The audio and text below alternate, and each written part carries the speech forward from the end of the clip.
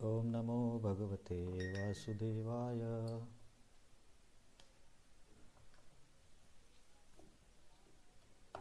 ओम नमो भगवते वासुदेवाय।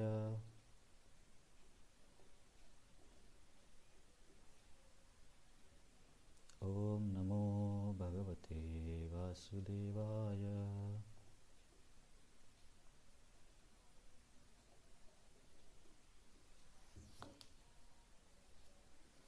हरे कृष्ण. आपण गीतेचा हा 10वा अध्याय बघतोय. आता शेवटच्या काही श्लोकांकडे आलोय. तर मी तुम्हाला कनेक्शन असं सांगितलं होतं की 9व्या अध्यायाच्या शेवटी भगवंतांनी सांगितलं की तुझं मन माझ्यामध्ये केंद्रित कर किंवा माझी पूजा कर, मलाच नमस्कार कर. तर मग साहजिक असा प्रश्न येईल की नेहमी मन तुमच्यामध्ये स्थिर करण्यासाठी व्यावहारिक जीवनामध्ये काही गोष्टी असल्या पाहिजे की ज्याच्या सहाय्याने मन तुमच्यामध्ये केंद्रित करता येईल. कारण आपण तर असे एकदम शुद्ध भक्त नाही आहोत की ध्यानामध्येच भगवंतांचं स्मरण करायला. तर त्याच्यासाठी या अध्यायामध्ये ज्या गोष्टींचं वर्णन आहे त्या गोष्टींना म्हणतात विभूती. तर विभूती म्हणजे काय की एखादं खास वैशिष्ट्य किंवा एखादी खास शक्ती, व्यक्ती, शस्त्र जे की प्रकर्षाने जाणवतं त्या ग्रुपमध्ये म्हणा किंवा त्या गुणांमध्ये, जे काही सगळ्यात प्रॉमिनंट म्हणतो ना आपण इंग्लिशमध्ये, जे सगळं सर्वात जास्त प्रभावी वाटतं, त्या गोष्टीला भगवंत स्वतःची विभूती म्हणतात. कशासाठी सांगितलं? कारण मागच्या अध्यायाच्या शेवटच्या श्लोकात सांगितलं की मन माझ्यावरती स्थिर कर. त्याच्या उत्तरात कसं स्थिर करायचं त्याच्यासाठी या उत्तरात भगवंतांनी स्वतःचे ऐश्वर्य सांगितले ज्यावरती भक्त मन स्थिर करू शकतो, जेणेकरून त्याच्या व्यावहारिक जीवनामध्ये तो जो काही बघेल त्या सर्व गोष्टींमध्ये त्याला भगवंतांची आठवण करता येईल. याचं वर्णन भगवंतांनी केलं, त्याला म्हणतात विभूती. म्हणून या अध्यायाचं नाव आहे विभूती योग. तरीसुद्धा पहिल्या 7 श्लोकामध्ये काय सांगितलं की तुमच्या भौतिक पदानुसार की तुम्ही देवता आहात किंवा एखादे ऋषी आहात किंवा चतुष्कुमार आहात म्हणून तुम्हाला भगवंतांचं ज्ञान होईल असं नाही. म्हणजे स्वतःच्या पदवीने किंवा स्वतःच्या क्षमतेने भगवंतांना जाणणं शक्य नाही. त्यांना जाणण्यासाठी केवळ भक्तीने शक्य आहे. ते समोर येईलच म्हणा. मग 8, 9 आणि 10 आणि 11मध्ये बघितले की असा व्यक्ती ज्याला कळतं सर्वाचा स्रोत भगवंतच आहे, तो भगवंतांची भक्ती करतो. 10 आणि 11मध्ये मग अशा भक्ताशी भगवंत कशी देवाणघेवाण करतात की त्याच्या हृदयामध्ये मीच ज्ञानाचा प्रकाश करून त्याचे सर्व अज्ञान दूर करतो. अशा पद्धतीने भगवंतांनी 11व्या श्लोकात सांगितलं ना, किंवा त्याच्या हृदयामध्ये ज्ञान म्हणून मीच प्रकट होतो. हे झालं 4 महत्त्वाचे श्लोक आहेत ते 8, 9, 10, 11. त्यांना म्हणायचं चतुश्लोकी गीता. तसं चतुश्लोकी भागवतम पण आहे. चतुश्लोकी गीता म्हणजे काय की एका दृष्टीने सर्व गीतेचा सार या 4 श्लोकामध्ये सांगितलेला आहे. तसं बऱ्याचशा संभाषणामध्ये जर तुम्ही बघितलं, जसे की भगवंतांनी सुरुवातीला ब्रह्माजींना हे सांगितलं होतं भागवतम, तर ते त्यांच्या हृदयामध्ये सांगितलं होतं. तेने ब्रह्महृदया आदिकवये, ते पण संक्षिप्त स्वरूपातच सांगितलं होतं. नंतर ब्रह्माजींनी नारद मुनींना संक्षिप्त स्वरूपात सांगितलं, नारद मुनींनी व्यासदेवांना सांगितलं, व्यासदेवांनी त्याला ग्रंथरूप दिलं. पण बऱ्याचशा जणांना असं संक्षिप्त स्वरूपात पण सांगितलेलं आहे. मग त्यांनी त्याचा विस्तार केला किंवा त्याची अधिक अनुभूती केली असं म्हणू शकतो. जसं की चैतन्य महाप्रभूंनी पण सनातन गोस्वामी, रूप गोस्वामींना खूप संक्षिप्त स्वरूपामध्ये शिक्षण दिलं होतं. शिक्षण म्हणजे त्याला सनातन शिक्षा आणि रूपशिक्षा म्हणतात. रूपशिक्षा तर 10 दिवस होती आणि सनातन शिक्षा मला वाटतं काहीतरी 1 महिनाभर होती. तर त्यामध्ये महाप्रभूंनी असं सांगितले की आपली वास्तविक स्थिती काय आहे, भगवंत कोण आहेत, भक्तीचे विविध प्रकार, सर्वश्रेष्ठ काय, असं एक आउटलाईन दिली. आणि मग त्यावर आधारित सनातन गोस्वामी, रूप गोस्वामी आणि इतर आचार्यांनी खूप ग्रंथ लिहिले. असं नाही की सर्व काही चैतन्य महाप्रभूंनी सांगितलं होतं. समजा आपल्याला कोणी एखादी सेवा दिली आणि त्या सेवेमध्ये त्याला सगळं सांगावं लागत असेल की इतके वाजता उठ, मग त्याच्यानंतर आंघोळ कर, मग लेफ्ट साईडला जा, मग त्याच्यानंतर तुला हे दिसेल ते घे, आणि त्याच्यानंतर मग 8 वाजता इथे पोहोच, असं प्रत्येक एक एक गोष्ट जर सांगावी लागली तर मग त्या सांगणाऱ्या माणसाला किती एका दृष्टीने किती त्रास होईल. तर अरे हे समजत पण नाही, कोण नवीन जॉईन होतं. ठीक आहे, हां हां तर विषय दुसरीकडे जाईल, पण मला हे म्हणायचं आहे की असं संक्षिप्त स्वरूपातच सांगितलेलं आहे. हां तर हे झालं चतुश्लोकी गीता. चतुश्लोकी गीता सांगून झाल्यावरती मग 12व्या श्लोकामध्ये अर्जुनला एका प्रकारचा साक्षात्कार झाल्यासारखं तो बोलतो की तुम्हीच सर्व काही आहात, तुम्हीच परमधाम, परम ब्रह्म, परम पवित्र तुम्हीच आहात आणि तुम्हाला कोणीच जाणू शकत नाही, तुम्ही स्वतःला जाणू शकता आणि ते पण स्वतःच्या शक्तीने. असं नाही की कृष्णाला स्वतःला जाणण्यासाठी दुसऱ्या एखाद्या व्यक्तीकडे जाऊन शिक्षण घ्यावं लागेल किंवा एखादं पुस्तक वाचावं लागेल, असं नाही. स्वयं स्वतःच्या शक्तीने ते स्वतःला जाणू शकतात. परंतु इतर कोणीही भगवंतांना पूर्णपणे जाणू शकत नाही. तर मग याच्यानंतर अर्जुन म्हणतो की माझी इच्छा आहे की केशुकेशूच्या भावेशू, की भगवंत या जीवनामध्ये सर्वत्र तुमचं मी स्मरण कसं करू माझ्या व्यावहारिक जीवनामध्ये. तर यासाठी तुम्ही मला तुमच्या विभूती सांगा, जेणेकरून मी जे काही बघेल त्यामध्ये मला तुमचं स्मरण होईल. कथम विद्यामहम योगीं स्वाम सदा परिचिंतयन, केशुकेशूच्या भावेशू चिंतोसी भगवन्मया. निरंतर चिंतन कसं करू, त्याच्यासाठी तुम्ही मला काय करा, तुमच्या विभूती सांगा आणि मी ऐकण्यामध्ये कंटाळलो नाही आहे. मग भगवंत त्याला म्हणतात की ठीक आहे, मी तुला सांगेल विभूती, पण एक गोष्ट लक्षात ठेव की माझ्या विभूतींना काही अंत नाही आहे. त्यातल्या मी थोड्याशाच ठळक काही सांगणार आहे. आता हे सांगून झाल्यावरती परत असा श्लोक येतो की मी तुला थोडक्यात सांगितले हे सर्व नाही आहे म्हणून. तर ठळक ठळक विभूती मी सांगत आहे. असं नाही की भगवंताने 10व्या अध्यायामध्ये जेवढ्या विभूती सांगितल्या तेवढ्याच आहेत. विभूती अनंत आहेत, पण अनंत विभूती लिहायचं म्हटलं तर किती मोठा ग्रंथ करावा लागेल. त्यासाठी इथं फक्त सॅम्पल दिलं आहे असं आपण म्हणू शकतो. तर मग श्लोक क्रमांक 20 भगवंत वेगळ्या विभूती सांगायला सुरुवात करतात की स्थावरांमध्ये मी हिमालय आहे, नागांमध्ये मी अनंत आहे, शस्त्रांमध्ये वज्र आहे, वेदांमध्ये सामवेद आहे. असं सर्व वर्णन करत करत आता आपण श्लोक क्रमांक मागच्या वेळेस 35पर्यंत आलो आहोत. तर आज आपण श्लोक क्रमांक 36 समोर जाऊया. तर हा श्लोक एकदा गायन करू. गायला सोपा होण्यासाठी मी याचा संधिच्छेद केला आहे, म्हणजे जोड शब्द जे आहेत ते तोडलेत. तर परंतु तुम्ही तेजह असं नका म्हणू, कारण पुस्तकामध्ये बघितले तर तो जोड शब्द आहे. तेजस तेजस्विनामहम असं आहे, फक्त वाचायला सोपं व्हावं म्हणून असं केलं आहे. तर ठीक आहे, आपण याचं गायन करूया. द्यूतं चलयतामस्मि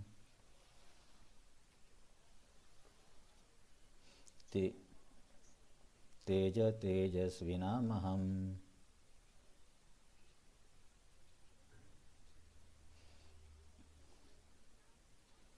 जयोस्मि व्यवसायोस्मि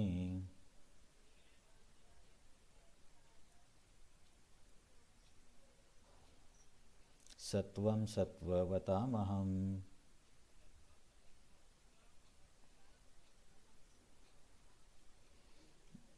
तर आता या श्लोकामध्ये पुढच्या काही विभूतींचं वर्णन आहे. तर इथे भगवंत म्हणतात की फसवणाऱ्या गोष्टींमध्ये मी जुगार आहे. याच्या आधी एखादी अशी कोणत्या वाईट गोष्टीचं वर्णन आलं होतं का की ज्याच्यामध्ये भगवंत बोलले की मी ही वाईट गोष्ट आहे.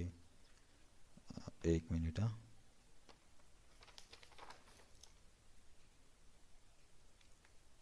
हां ठीक आहे, समोर येईल, चालेल. हां येईल समोर, परत सांगतील एका श्लोकामध्ये, तर त्याच्यावरती नंतर चर्चा करूया. तर इथे म्हणतात की फसवणाऱ्या गोष्टींमध्ये मी जुगार आहे किंवा द्यूत आहे. तर आता जुगारांचे भरपूर प्रकार आहेत. तेव्हा तुम्ही एखादं सिरियल मागे बघितलं असेल की ते लोक फासे टाकून, फासे म्हणजे त्याला काय म्हणतात, डायस च्या सहाय्याने जुगार खेळायचे. आता तर जुगाराचे अनंत प्रकार आलेत. ड्रीम 11, जंगली रमी, आणखीन काय काय आहे, मटका वगैरे, हे सगळे जुगाराचे प्रकार आहेत. तर भगवंत म्हणतात की फसवणाऱ्यांमध्ये मी जुगार आहे. तर तिथे व्यक्तीला कळायला पाहिजे की जर स्वतः भगवंत एखादी गोष्ट असतील तर आपला काय निभाव लागणार आहे त्यांच्यासमोर. जसं की भगवंत पण प्रभुपाद पण या तात्पर्यामध्ये म्हणतात, अरे यार तुम्ही लोक खूप लेट जॉईन करतात मध्ये मध्ये मग. तर प्रभुपाद या तात्पर्यामध्ये म्हणतात, श्रीकृष्ण हे परमेश्वर असल्यामुळे कोणत्याही साधारण मनुष्यापेक्षा कपटी असू शकतात. श्रीकृष्णांनी एखाद्या माणसाला फसवायचे ठरवले तर फसवणुकीच्या बाबतीत कोणीही त्यांना मागे टाकू शकणार नाही. श्रीकृष्णांचा महिमा केवळ एकांगी नसून सर्वांगीण आहे. कधी कधी काय वाटतं की लोकांना की फक्त चांगल्या गोष्टी या भगवंतांपासून आल्या, वाईट गोष्टींचं आपण कसं काय म्हणायचं की भगवंत त्याचे स्रोत आहेत. मग वाईट गोष्टीचा स्रोत कोण आहे? मग भगवंत नाही तर काहीतरी स्रोत असला पाहिजे ना. तर भगवंतापासून दुसरी काही मुख्य शक्ती तर अस्तित्वात नाही आहे. सर्व काही त्यांच्या बहिरंग शक्ती, अंतरंग शक्ती आणि तटस्थ शक्तीपासून बनतं. त्याच्यामुळे फक्त चांगल्याच गोष्टी भगवंतांपासून आल्या असं नाही आहे. सर्व काहीचे स्रोत भगवंतच आहेत. फक्त एका ठिकाणी प्रभुपाद असे म्हणतात की जेव्हा आपण भगवंतांकडे पाठ करतो तेव्हा आपलं लक्ष अधर्माकडे जातं. सर्व काही गोष्टी भगवंतांच्याच असल्या तरी जेव्हा आपण त्या गोष्टीतून भगवंतांना दूर करतो तर तेव्हा त्या व्यक्तीला अधार्मिक गोष्टी दिसतात किंवा तो अधार्मिक कार्यामध्ये जातो. तर या द्यूतवरती आपण थोडीशी चर्चा करूया. एक मुद्दा हा होता, जसं प्रभुपादांनी तात्पर्य सांगितलं की जर कपट करायचंच असेल तर कृष्णा इतका कपट कोणीच करू शकत नाही. तुम्ही महाभारतामध्ये पण बघितलं असेल, युद्ध करताना भगवंतांनी किती वेगवेगळ्या पद्धतीने पांडवांची मदत केली. की भीष्मांचे 5 बाण आणायला सांगितले, द्रोणाचार्यांना अश्वत्थामा मेला असं बोलायला सांगितलं, म्हणजे ऐकवलं. त्याच्यानंतर कर्णाकडून ते पशुपत अस्त्र त्याला वापरण्यासाठी मजबूर केलं. अशा भरपूर गोष्टी त्यांनी केल्या. त्याच्यामुळे बरेचसे जे आधुनिक लेखक आहेत ते म्हणतात असा कसा काय देव एवढा कपट करतो किंवा काय म्हणतात वेगळ्या पद्धतीने जिंकून देतो, सरळ नाही. तर असं नाही आहे. आपल्याला एक सामान्य नियम आहे की कोणती गोष्ट नैतिक आहे किंवा अनैतिक आहे तो वेगळा मुद्दा आहे. परंतु भगवंत जे करतात ते नैतिक आणि अनैतिक दोन्हीच्या परे आहे. त्यांनी केलेली प्रत्येक गोष्ट ही सर्वश्रेष्ठ आणि सर्वोत्तम आणि परमपवित्र आहे. हे आपल्याला समजलं पाहिजे. कारण सगळ्या वेदांमध्ये सांगितले चांगलं काय वाईट काय, आणि वेद त्यांच्यापासूनच आले किंवा भगवंतांच्या श्वासापासून आले असं म्हटलं जातं ना. तर त्यामुळे भगवंतांचे शब्द किंवा भगवंतांची क्रिया ही कधीच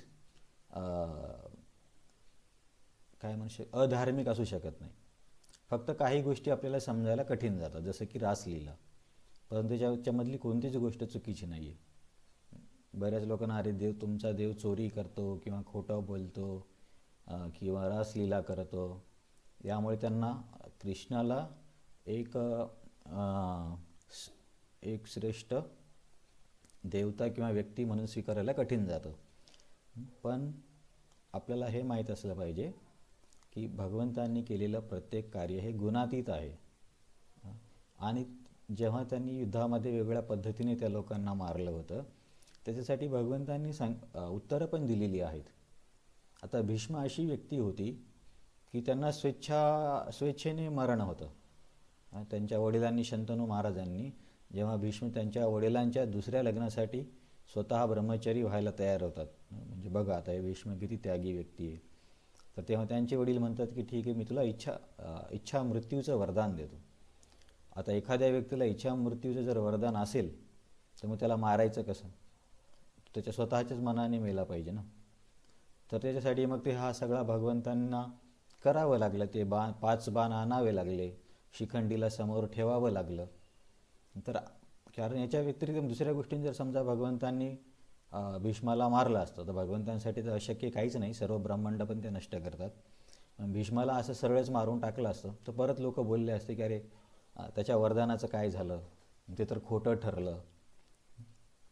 तर भगवंतांनी काय केलं की प्रत्येकाच्या शब्दाचा मान राखला, परंतु योग्य पद्धतीने त्या लोकांचा नाश पण केला. जसं की हिरण्यकशिपूच्या केसमध्ये आहे, हिरण्यकशिपूने किती किती किती गोष्टी मागितल्या होत्या. म्हणजे असं वाटेल सामान्य व्यक्तीला की याचा तर काही तोडच नाही आहे.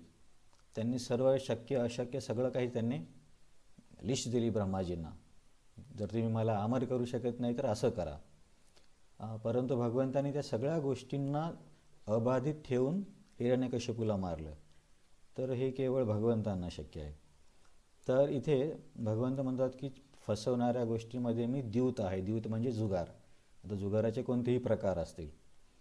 आपण घरी बसल्या बसल्या समजा पैज लावत असू, चल आपली 100 रुपयाची पैज, फालतू गोष्टी होते, तो पण एका प्रकारचा जुगारच झाला. पण ठीक आहे, तो एवढा सिरियस नाही.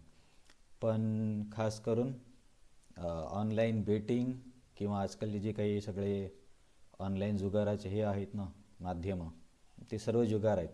फक्त पत्ते खेळणे हा एकच जुगार नाही आहे. तर याच्यावरती प्रश्न काय केला जातो की जुगार हा वाईट आहे असे जर भगवंत तिथं म्हणत असतील तर मग युधिष्ठिर महाराजांनी का बरं जुगार खेळला, असा प्रश्न बरेच लोक म्हणतात.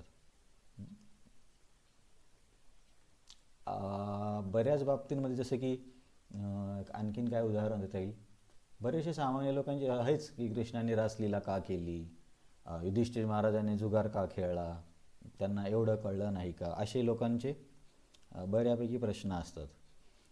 तर याच्यामागे याचे उत्तरं महाभारतामध्ये दिलेली आहेत. त्याच्यासाठी एक सर्वांगीण अभ्यास करावा लागतो. एकच वाक्य कुठून उचलून जर त्याला पकडलं तर मग कठीण होतं, कारण त्याला संदर्भ काय हे समजत नाही. तर याचं स्पष्टीकरण असं दिलं आहे की युधिष्ठिर महाराजांना असं सांगण्यात आलं होतं की तुमच्या घराण्यामध्ये खूप मोठं युद्ध होणार आहे आणि त्या युद्धाच्या केंद्रस्थानी तू असशील. तर युधिष्ठिर महाराज स्वभावतः अशी व्यक्ती होती की त्यांना कुणाचं वाईट व्हावं असं वाटत नव्हतं. आणि जेव्हा कळलं की मी मोठ्या युद्धाचा केंद्रबिंदू होणार आहे, तेव्हा त्यांनी एक शपथ घेतली की कधी घरामध्ये वाद निर्माण होतो, जेव्हा आपण श्रेष्ठ व्यक्तीचं ऐकत नाही तेव्हाच वाद निर्माण होतो ना, असं त्यांनी विचार केला. मी जर सर्व श्रेष्ठांचं ऐकलं, भीष्मांनी सांगितलेलं, द्रोणांनी सांगितलेलं, जे मी सर्व काही जर ऐकलं, त्यांच्या आदेशानुसार मी जीवन जगलो, तर मग का बरं युद्ध होईल, सर्व काही सुरळीत होईल, अशी शपथ त्यांनी घेतली होती. तर या शपथेचा फायदा घेतला दुर्योधनाने. दुर्योधनाला हे माहीत होते की युधिष्ठिर महाराज असे आहेत. तर तो असा नाही बोलला की युधिष्ठिर महाराज मी तुम्हाला बोलवतोय. मॅसेज असा पाठवला की धृतराष्ट्र बोलवत आहेत. आता धृतराष्ट्र बोलत आहेत, धृतराष्ट्र तर मोठी व्यक्ती आहे आणि यांनी तर शपथ घेतली की मोठ्यांचे शब्द कधी टाळणार नाही. मग या एका कारणामुळे, आणखीन काही कारण आहेत, या एका कारणामुळे युधिष्ठिर महाराजांनी जुगार खेळला. तिथे एक खूप महत्त्वाचा धडा किंवा शिकवणूक काय आहे की अशी कोणतीही गोष्ट जी जर आपल्या भक्तीला अडथळा होत असेल, तर हे मी बऱ्याच वेळा सांगतो, त्या व्रताला, त्या उपवासांना किंवा त्या तपस्येला काहीच अर्थ नाही आहे. बरेचसे लोक स्वतःच्या तपस्येला, स्वतःच्या वाचनाला म्हणा की स्वतःच्या क्रियांना ज्या काही आध्यात्मिक आहेत त्याला अडकून बसतात आणि ते भक्तीला अडथळा जरी आला तरी त्यांना ते समजत नाही की श्रेष्ठ काय आहे. जसं समजा एखाद्या व्यक्तीने समजा व्रत घेतला असेल की मी बाहेरचं जन्मभर काहीच खाणार नाही, आणि आता तो व्यक्ती सत्संगामध्ये आला आणि सत्संगामध्ये आल्यावरती तो म्हणतोय मी प्रसाद घेणार नाही कारण हा प्रसाद आमच्या घरी नाही, बाहेरचा आहे. मग ते त्याचं योग्य आहे का चुकीचं आहे?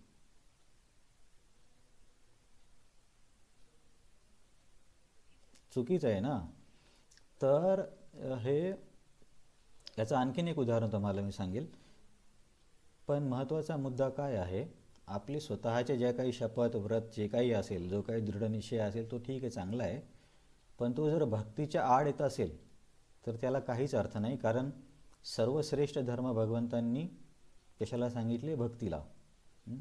सवय पुंसां परो धर्म यतो भक्तीर अधोक्षजे अहेतुकी अप्रतिहता ययात्मा सुप्रसदिती. सवय पुंसां परो धर्म. आता हे सत्य बोलणे, व्रता न तोडणे, हिंसा न करणे, हे सर्व धर्मच आहेत. परंतु यांना परधर्म म्हणत नाहीत, फक्त भक्तीला परोधर्म म्हणतात. म्हणून ह्या सर्व गोष्टी करत असताना जर यांची भक्तीमध्ये मदत होत असेल तर नक्कीच त्या गोष्टी केल्या पाहिजे.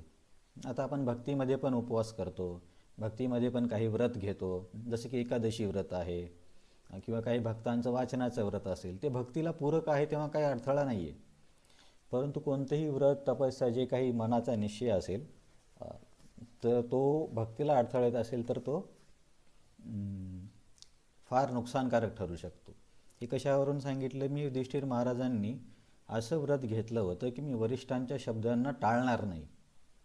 पण तिथे जर त्यांनी विचार केला असता की ठीक, याच्यामध्ये भगवंतांची पण इच्छा होती, ती वेगळी गोष्ट आहे, कारण सर्वांचा नाश करायचा होता, परंतु आपल्याला काय शिकता येईल याच्यावरून की युधिष्ठिर महाराज जर त्यांच्या या वाक्याला आसक्त राहिले नसते आणि त्यांनी जर त्यांना, आता हे जुगारामुळे सर्वांचं नुकसान होतं, सांगायला काही मोठी गोष्ट नाही, सर्वांनाच माहिती आहे. युधिष्ठिर महाराजांना माहीत नसणार का? तर युधिष्ठिर महाराजांना पण माहीत होते की हा जुगार चांगली गोष्ट नाही आहे, परंतु ते कोणत्या गोष्टीला अडकून पडले की मी श्रेष्ठांचं ऐकेल. कारण त्यांची समज अशी झाली की ज्यांनी कुणी त्यांना सांगितले की तू त्या युद्धाचा केंद्रबिंदू असशील, तर यांनी समज काय करून घेतली की माझ्यामुळेच होईल. आता समजा तेव्हा युधिष्ठिर महाराजांनी भगवंतांना विचारलं असतं, भगवंता मला धृतराष्ट्रांनी बोलवलं आहे जुगार खेळण्यासाठी, काय करू? कारण जुगार तर चांगली गोष्ट नाही आहे. तर तेव्हा कदाचित भगवंत बोलले असते खेळ किंवा नको खेळू. तर सांगण्याचा उद्देश काय आहे? सत्य बोलणे, अहिंसा, हे सर्व चांगलं आहे, परंतु ते भक्तीला अडथळा नाही झालं पाहिजे. जशी एक स्टोरी मी तुम्हाला बऱ्याच वेळा सांगितली असेल, ती सत्य बोलण्यावरती आहे. आता आपल्याला माहिती आहे की सत्य बोलणं ही चांगली गोष्ट आहे, चांगली गोष्ट म्हणजे नैतिकता आहे, आणि असत्य बोलणं हे चुकीचं आहे, आपल्याला लहानपणापासून शिकवलं जातं. पण प्रॉब्लेम काय होतो, जेव्हा दोन्ही गोष्टी चांगल्या असतात, त्या दोन्हीपैकी काय निवडायचं हे कठीण असतं. समजा आता दोन गोष्टी आहेत की व्यसन केलं पाहिजे की नाही केलं पाहिजे, किंवा रस घ्यायचं की एखादा व्यसनी पदार्थ घ्यायचा, तेव्हा चॉईस सोपी असते की अरे व्यसनी पदार्थ नाही घेतला पाहिजे, ते चुकीचं आहे. परंतु जेव्हा दोन्ही गोष्टी सारख्याच असतात किंवा दोन्ही गोष्टी चांगल्याच असतात, तेव्हा त्या दोन्हीपैकी कशाची निवड करायची, अशा वेळेस थोडंसं माणसाच्या आध्यात्मिक ज्ञानाची कसोटी लागते. वाईट आणि बऱ्यामध्ये तर कोणी पण ठरवेल, पण दोन बऱ्यामध्ये काय ठरवायचं ते कळत नाही. तर एकदा मी तुम्हाला ही स्टोरी सांगतोय. एकदा एक ब्राह्मण व्यक्ती होता आणि तो रस्त्याने जात असताना त्याच्या समोरून एक गाय धावत धावत गेली, आणि थोड्या वेळाने तिच्या मागे एक व्यक्ती आला, त्याच्या हातामध्ये खूप मोठा कापण्याचा एक अवजार होता, तलवार म्हणा किंवा चाकू वगैरे काहीतरी. तर तो त्या ब्राह्मणाला विचारतो की इथून तुम्ही गाय बघितली का जाताना? आता ह्या ब्राह्मणाने काय विचार केला, अरे मी तर सत्यवादी आहे, मी असत्य कसं काय बोलू? परंतु त्यांना हे कळलं नाही की इथं सत्य बोलणे आणि गायीचा जीव वाचवणे हे दोन्ही धर्मच आहेत, पण या दोन्हीमध्ये श्रेष्ठ काय हे माणसाला कळलं पाहिजे. जर सत्य बोलून गायीचा मृत्यू होत असेल तर मग त्या सत्याला काय अर्थ आहे? मी तुम्हाला बोललो ना, बऱ्या आणि वाईट गोष्टीमध्ये निवड सर्वांनाच समजते की हे चुकीचं, हे चांगलं, हे करायला पाहिजे. पण दोन चांगल्या गोष्टी असल्यावरती दोन्हीपैकी कशाला महत्त्व द्यायचं हे कळण्यासाठी काय म्हणतात, अध्यात्मामध्ये किंवा त्या ज्ञानामध्ये बऱ्यापैकी रुजलेलं असावं लागतं. नाहीतर मग बऱ्याचदा लोक काय करतात, एकच श्लोक किंवा एकच काहीतरी सिद्धांत घेऊन त्यालाच पकडून बसतात. तर त्या व्यक्तीने तिथे खोटं जर बोलला असता की मी गाय नाही बघितली, तर त्याला काहीच प्रॉब्लेम झाला नसता. परंतु तो काय म्हणतो, मी कसं काय खोटं बोलू, आणि तो सांगतो की याच दिशेने गाय गेली. मग तो व्यक्ती त्या गायीला पकडून तिला मारतो. तर या ब्राह्मणाला आता गोहत्येचं पाप लागतं. असत्य बोलून किती पाप लागलं असतं एक वाक्य, आणि गायीच्या मृत्यूला कारणीभूत झालं किती महापाप आहे. तर पण या व्यक्तीला समजलं नाही की सत्याला चिकटून राहायची गरज नाही आहे. तर मी हे परत परत का सांगतो आहे की अशी कोणतीही गोष्ट असेल, तुमच्या भक्तीला अडथळा येत असेल. आता फक्त एक उदाहरण म्हणून सांगतो. तर मागच्या गुरुवारी मार्गशीर्ष महिना होता. तर मी एक दोन प्रभूजींना विचारलं, आज संख्या का कमी आहे, माताजी लोक आले नाही. ते बोलले, आज मार्गशीर्ष महिना आहे, शेवटचा गुरुवार आहे. तर ठीक आहे, मार्गशीर्ष महिना आहे, चांगली गोष्ट आहे, गुरुवार आहे, ते पण चांगले, घरी पूजा करतात ते पण चांगले आहे. पण ती गोष्ट जर तुमच्या सत्संगाला येण्यामध्ये अडथळा करत असेल, तर मग ते हळदी कुंकू किंवा सगळ्यांच्या घरी फिरण्यात काय अर्थ आहे? त्याला वाईट आहे मी असं म्हणत नाही आहे. आता युधिष्ठिर महाराजांनी मोठ्यांचा शब्द नेहमी पाळायचा, याला कोण म्हणेल वाईट आहे म्हणून? परंतु त्या गोष्टीमुळे वाईट तर घडलं ना. तसंच आपल्यामध्ये असेच, मी तुम्हाला एक उदाहरण फक्त ते मार्गशीर्ष महिन्याचं दिलं. किंवा कोणी सत्संग, जसं की मी बोललो की काही लोकांचं व्रत असतं की मी घराबाहेरचं खाणार नाही, पण तुम्ही कृष्ण प्रसाद घेत नाही आहात, हे किती मोठं पाप आहे. किंवा तुम्ही प्रसादाला तुच्छ समजता की हे माझ्या घरचं नाही आहे, माझ्या बाहेरचं आहे. तुमच्या घरचा असा कोणता पदार्थ आहे जो श्रीकृष्ण प्रसादापेक्षा जास्त श्रेष्ठ आहे? तर हे कळलं पाहिजे माणसाला. नाहीतर आपल्या ज्या भावनांना किंवा नेहमीच्या गोष्टीला चिकटून बसलो तर मग खूप मोठी समस्या होते. असंच परत युधिष्ठिर महाराज काय करतात, युद्धामध्ये असं परत करतात. इथे ते कशाला चिकटून होते की वरिष्ठांच्या शब्दांना मी टाळणार नाही, परंतु ॲक्च्युली इथे टाळायला पाहिजे होता.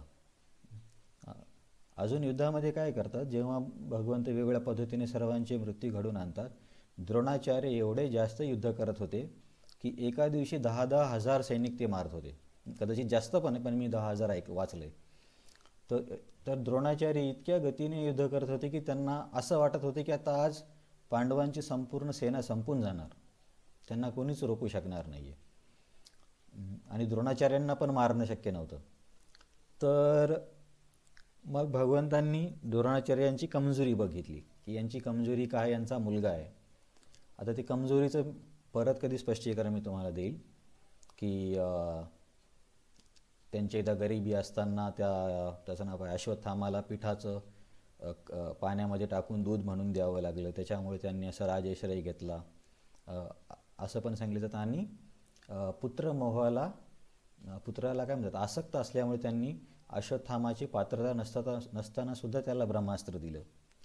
तर हे त्यांचे वीक पॉईंट होते की ते आपल्या मुलाला खूप जास्त आसक्त होते. आता समजा तुमचा एखादा मुलगा आहे आणि तो खेळण्यामध्ये म्हणतो की मला AK-47 घेऊन द्या. तर म्हणजे मुलगा 20 असो का 25 वर्षाचा किंवा मोठा व्यक्ती जरी असेल, आपण त्याला AK-47 घेऊन नाही देणार, कारण AK-47 म्हणजे मोठी बंदूक किंवा रायफल. तर आपल्याला माहीत आहे की या व्यक्तीला हे कशी वापरायचं ते माहीत नाही, किंवा त्यातल्या त्यात ती व्यक्ती जर जबाबदार नसेल आणि अशा व्यक्तीला तुम्ही केवळ तुमची आवडती व्यक्ती किंवा तुम्हाला तो नेहमी मागतोय आणि तुम्ही त्यांच्या काय म्हणतात हट्टाला नाकारू शकत नाही म्हणून तुम्ही त्याला एक रायफल घेऊन दिली, तर हे किती चुकीचं आहे. तसंच द्रोणाचार्यांनी, त्यांना माहीत होतं की अश्वत्थामाची पात्रता नाही आहे, तरीसुद्धा पुत्रमोहामुळे त्यांनी अश्वत्थामाला ब्रह्मास्त्र दिलं. परंतु अश्वत्थामाला केवळ ब्रह्मास्त्र चालवता येत होतं, त्या ब्रह्मास्त्राला परत घेता येत नव्हतं. त्याच्यामुळे समोर बरेच प्रॉब्लेम झाले, तो नंतरचा विषय आहे. तर भगवंतांना माहीत होती की द्रोणाचार्यांचे वीकनेस आहे त्यांचा मुलगा. जर कोणी बोललं की त्यांच्या मुलाचा मृत्यू झाला तर द्रोणाचार्य युद्ध करू शकणार नाहीत आणि ते शस्त्र ठेवून देतील आणि अशा वेळेस मग त्यांना मारणं शक्य होईल. तर मग भगवंतांनी अफवा उडून दिली म्हणजे युद्धामध्येच, अरे अश्वत्थामा मेला सगळे बोलायला लागले. तर द्रोणाचार्यांनी पण ऐकलं अश्वत्थामा मेला. तर भीम मोठ्याने म्हणत होता अश्वत्थामा मेला. द्रोणाचार्य बोलले, मला भीमावरती विश्वास नाही. बाकी जे कोणी बोलत असतील ते बोलत होती, मला यांच्यावरती विश्वास नाही आहे, हे लोक खोटं बोलू शकतात. मला फक्त एकाच व्यक्तीवर विश्वास आहे, ते म्हणजे युधिष्ठिर महाराज. जर युधिष्ठिर बोलला की अश्वत्थामाचा मृत्यू झाला तर मी खरं समजेल, कारण युधिष्ठिर महाराज सत्य बोलण्यासाठी प्रसिद्ध होते. तुम्ही विचार करा, द्रोणाचार्य कृष्णाच्या बोलण्यावर भरोसा ठेवत नाही, अर्जुनाच्या बोलण्यावर भरोसा ठेवत नाहीत, भीमाच्या बोलण्यावर भरोसा ठेवत नाहीत, परंतु युधिष्ठिर महाराजांच्या शब्दाला एवढं महत्त्व होतं. म्हणजे त्यांची समाजामध्ये काय प्रतिष्ठा असेल, की इतक्या अवघड क्षणी पण व्यक्ती म्हणतोय की जर हा व्यक्ती बोलला ना तर मग नक्कीच हे बरोबर असेल. तर ठीक, विषयांतर होतं तरी पण मी तुम्हाला सांगतो. असंच जेव्हा वसुदेव आणि देवकी विवाहामध्ये आकाशवाणी होते की देवकीचा 8वा पुत्र कंसाला मारणार आहे, तेव्हा कंस देवकीला लगेच कापण्यासाठी तलवार काढतो. तर अशा कठीण प्रसंगी वसुदेव असे म्हटले नाही, अरे आपलं तर काही लग्न होऊन एक पण दिवस नाही झाला, हिला मारायचं तर मरू द्या, आपण दुसरं लग्न करूया. असे त्यांच्या दुसऱ्या पत्नी पण होत्या. परंतु ज्या क्षणी आपल्या एखाद्या व्यक्तीशी विवाह होतो तेव्हा त्या व्यक्तीच्या रक्षणाची किंवा पालनपोषणाची सर्व काही जबाबदारी आपली आयुष्यभर असते, म्हणजे स्त्री असो का पुरुष असो. तर काही तासच घडले होते. तर वसुदेव इतक्या वेगवेगळ्या पद्धतीने त्याला समजावून सांगत होते की हे पाप आहे, तू किती श्रेष्ठ आहेस, तुला हे शोभत नाही, खूप खूप खूप सांगितलं. पण कंस काय ऐकायला तयारच नव्हता. तिथं असं सांगितलं की साम दाम दंड आणि भेद सगळ्या नीती वापरल्या वसुदेवांनी. तर वसुदेव पण खूप श्रेष्ठ क्षत्रिय होते. बघा, क्षत्रियमध्ये पण फरक आहेत. जसे की राजर्षी महर्षी असे असतात ना. तर ज्या क्षत्रियाला युद्धकला आणि शास्त्रज्ञान दोन्ही आहे त्या क्षत्रियांना श्रेष्ठ मानलं जातं. फक्त तलवार चालवता येते, बाण चालवता येतो म्हणजे क्षत्रिय आहे असं नाही आहे. राजर्षी म्हणजे त्याला दोन्ही आलं पाहिजे. तर शेवटचं एक वसुदेव काय बोलतात की ठीक आहे, तुम्हाला समस्या कुणाकडून आहे, मुलाकडून आहे ना, देवकीकडून तर नाही आहे. तर मी तुम्हाला वचन देतो की जेव्हा पण मुलगा जन्माला येईल मी त्याला तुमच्याकडे आणून देईल. तर इतक्या कठीण प्रसंगी एवढ्या मोठ्या आकाशवाणीवरती पण कंस काय म्हणतो, जर वसुदेव बोलत असेल तर हे नक्कीच वचन पाळणार. तर तिथे प्रभुपाद पण लिहितात आणि आचार्य पण लिहितात की वसुदेवांचं अशी प्रतिष्ठा होती की त्यांनी बोललेलं वचन ते पाळणारच. तर आपलं पण जस्ट मी तुम्हाला एक पॅरलल सांगतोय की भक्तीमध्ये पण समजा असं असलं पाहिजे की या व्यक्तीला सेवा दिली म्हणजे तो करणारच आहे, किंवा या व्यक्तीने मी असं करेल असं सांगितलं म्हणजे ते होणारच आहे, असा आपण विश्वास किंवा पात्रता मिळवली पाहिजे. आता समजा माझ्या इथे मेडिकलची सेवा आहे. आता त्यांना माहिती की त्यांनी मला गोळ्या पाहिजे असं म्हटलं की मग मी बरोबर त्यांना गोळ्या आणून देणार. आता मी स्वतःचा मोठेपणा सांगत नाही, पण याच्या अनुषंगाने तुम्हाला उदाहरण सांगतो. तर मी काय ऑब्झर्व केले की आश्रमामध्ये काही भक्तांना रेग्युलरली मेडिसिन लागतात, बीपीचे, डायबिटीजचे, थायरॉईडचे. तर मी काय करतो की त्यांना मेडिसिन या महिन्याचं दिलं ना त्याच दिवशी दुसऱ्या महिन्याचं मेडिसिन घेऊन येतो किंवा ऑर्डर करतो. आणि बऱ्याचदा काय होतं की भक्तांच्या लक्षात नाही राहत त्यांच्या गोळ्या कधी संपल्या, काय झालं, आणि ते पटकन रात्री कॉल करतात, अरे मला गोळी पाहिजे, माझ्या गोळ्या संपल्या. आता रात्री कुठून गोळ्या आणणार? तर त्याच्यासाठी मी आधीच गोळ्या आणून ठेवल्या होत्या. तर आता सर्वांना माहीत आहे की जर गोळ्या याला मागितल्या तर हा आणूनच देणार. आता जेव्हा गोवर्धन यात्रेला गेलो होतो तर आता हे मी कसं जोडतोय की युधिष्ठिर महाराज सत्य बोलण्यावरून ह्या सगळ्या गोष्टी सांगतोय की वसुदेव पण कसं सत्य बोलले होते, आणि भक्तीमध्ये पण आपण विश्वासपात्र झालं पाहिजे. तर गोवर्धन यात्रेमध्ये गेल्यावरती जाण्याच्या पूर्वीच मी सनतकुमार प्रभूजींना एक आयुर्वेदिक औषध दिलं होतं, खोकल्याचं, गोळ्यासारखं येतात गोरड्या डॉक्टरांच्या. तर एक पॅकेट मी त्यांना दिलं होतं. आणि मग तिथे गेल्यावरती तिसऱ्या दिवशी ते मला भेटले. अरे म्हणे तुझ्याकडे त्या गोळ्या आहेत का? मी म्हटलं हो प्रभूजी. तर ते सगळ्यांसमोर बोलले की मला माहिती होती की हा घेऊनच येईल म्हणून, आणि त्यांच्या गोळ्या संपल्या होत्या. ते बोलले की मी सगळ्यांना गोळ्या देतो, सगळ्यांचा घसा खराब होतोय, तर त्या गोळ्यांनी मदत झाली आणि मला माहीत होती की तू घेऊन येशील. तर बाकी सेवा करो की न करो, कमीत कमी मी त्यांचा विश्वास तरी मिळवला ना. तर भक्तीमध्ये आपण विश्वासपात्र असलं पाहिजे. 4 माळा करतो म्हणजे करतोच, नाही तर हो पुढे म्हणणार मागे नाही करणार, किंवा मी जन्माष्टमीची ही सेवा करणार आणि मग त्याला शोधताच अर्धा दिवस निघून जातो, असं नाही व्हायला पाहिजे. तर युधिष्ठिर महाराजांची समाजामध्ये एवढी प्रतिष्ठा होती की तो द्रोणाचार्य म्हणतो की कृष्ण बोललं तरी मी ऐकणार नाही, भीम बोलले तरी, अर्जुन बोललं तरी ऐकणार. अर्जुन त्यांचा सर्वात प्रिय शिष्य होता, त्याचं पण ऐकणार नाही. जर युधिष्ठिर महाराज बोलले तर ऐकेल. मग भगवंतांना ही पण कमजोरी माहीत होती द्रोणाचार्यांची. तर भगवंत युधिष्ठिर महाराजांना म्हणतात की तुम्ही सांगा अश्वत्थामा मेला म्हणून. आता जर भगवंत एखादी गोष्ट बोलत आहेत की तू ही गोष्ट कर, तर व्यक्तीने लगेच केली पाहिजे. समजा भगवंत म्हणले उडी मार, तर उडी मारून टाकायची. तेवढी श्रद्धा असली पाहिजे. आपल्याला बनणार नाहीत, पण मी तुम्हाला सांगतोय इतकी दृढ श्रद्धा असली पाहिजे. जसे की तुम्ही प्रल्हाद महाराजांच्या आयुष्यामध्ये बघितलं ना, त्यांना पर्वतावरून फेकलं तरी त्यांनी भगवंतावर श्रद्धेने फक्त नामस्मरण केलं. ते तर शुद्ध भक्त आहेत, पण अशी गाढ श्रद्धा असली पाहिजे भगवंतांवरती. तर युधिष्ठिर महाराज आपल्या सत्य बोलण्याच्या व्रताला आसक्त झाले की मी जर बोललो अश्वत्थामा मेला, परंतु अश्वत्थामा तर मेला नाही, मग हे असत्य होईल. मी असत्य कसं काय करू, हा अधर्म आहे. परंतु गीतेमध्ये भगवंत म्हणतात सर्व धर्मान् परित्यज्य मामेकं शरणं व्रज. सर्व धर्म सोडून द्या. आता सर्व धर्म सोडून द्या म्हणजे हिंदू, ख्रिश्चन, मुस्लिम हे नाही. सत्य बोलणे पण हा धर्म आहे, अहिंसा पण हा धर्म आहे, स्त्री धर्म आहे, पती धर्म आहे, समाज धर्म आहे, राष्ट्रधर्म आहे. हे सगळे धर्म आहे शरीराच्या स्तरावरचे.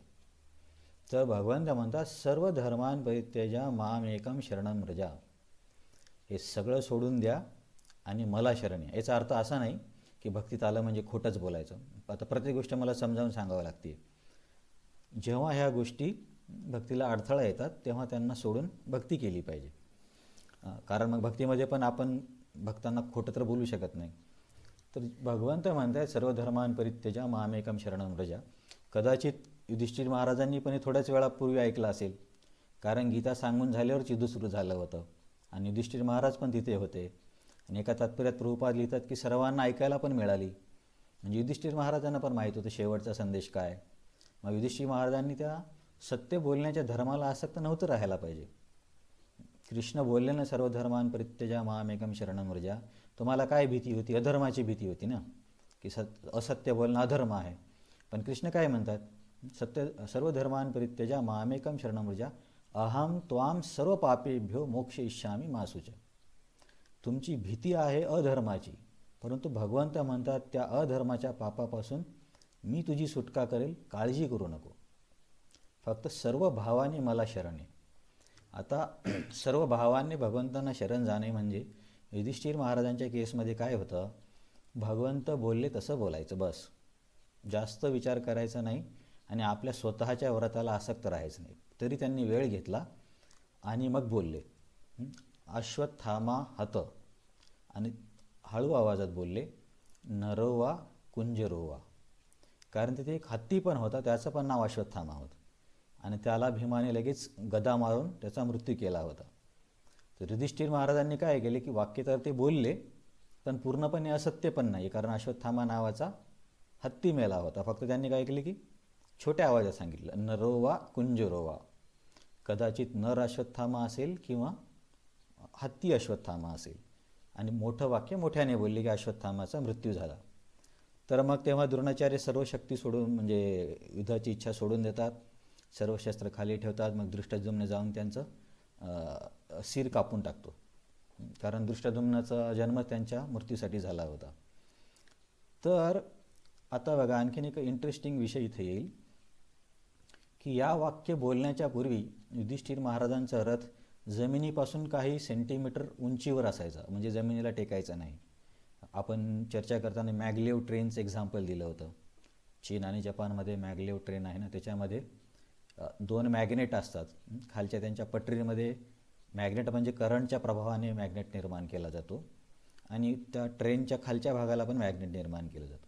मग आपल्याला माहिती आहे की 2 एकसारखे पोल असतील मॅग्नेटचे, नॉर्थ नॉर्थ किंवा साऊथ साऊथ, तर ते एकमेकांना दूर ढकलतात. त्या सिद्धांताच्या सहाय्याने त्यांची ट्रेन आहे. तर इथे काय होतं, परंतु युधिष्ठिर महाराजांना तसं काही मॅगलेवची गरज नव्हती.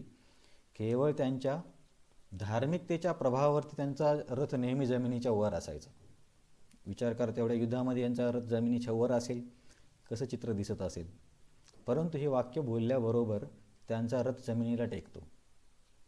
आता इथून पुढं आपल्या भक्तीची किंवा आपल्या अंडरस्टँडिंगची परीक्षा होते. आता याच्यावरती स्पष्टीकरण काही लोकांनी असं दिलं आहे, कदाचित महाभारतामध्ये पण, की ते असत्य बोलले म्हणून त्यांचा रथ खाली जमिनीवरती आला. तुम्हाला काय वाटतं, हे कारण असेल की नसेल?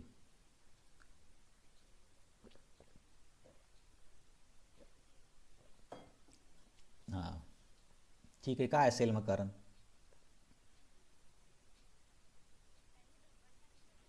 हां, परफेक्ट श्रेया, परफेक्ट. तर परंतु काही शास्त्रकारांनी, काही लिहिणार म्हणजे चांगल्याच व्यक्तींनी, चांगल्या व्यक्तींनी म्हणण्यापेक्षा ऋषींनी धर्मशास्त्रामध्ये असं लिहिलं आहे की युधिष्ठिर महाराजांनी धर्माचं पालन केलं नाही म्हणून त्यांचा रथ खाली आला. आता हे वाक्य धर्मशास्त्रानुसार चुकीचं नाही आहे, बरोबर आहे. परंतु धर्मशास्त्रापेक्षा श्रेष्ठ आहे ज्ञानशास्त्र, ज्ञानशास्त्रापेक्षा श्रेष्ठ आहे भक्तिशास्त्र. असं कुठे आले गीतेमध्ये, सांगा बरं? याच्यापेक्षा श्रेष्ठ काय, त्याच्यापेक्षा श्रेष्ठ काय? गीतेला सुरुवाती कुठं आलं, सुरुवातीमध्ये कुठं आलं होतं? नाही नाही नाही, मी हे म्हणतोय की या शास्त्रापेक्षा दुसरे शास्त्र श्रेष्ठ आहे अशी तुलना कुठे आली होती?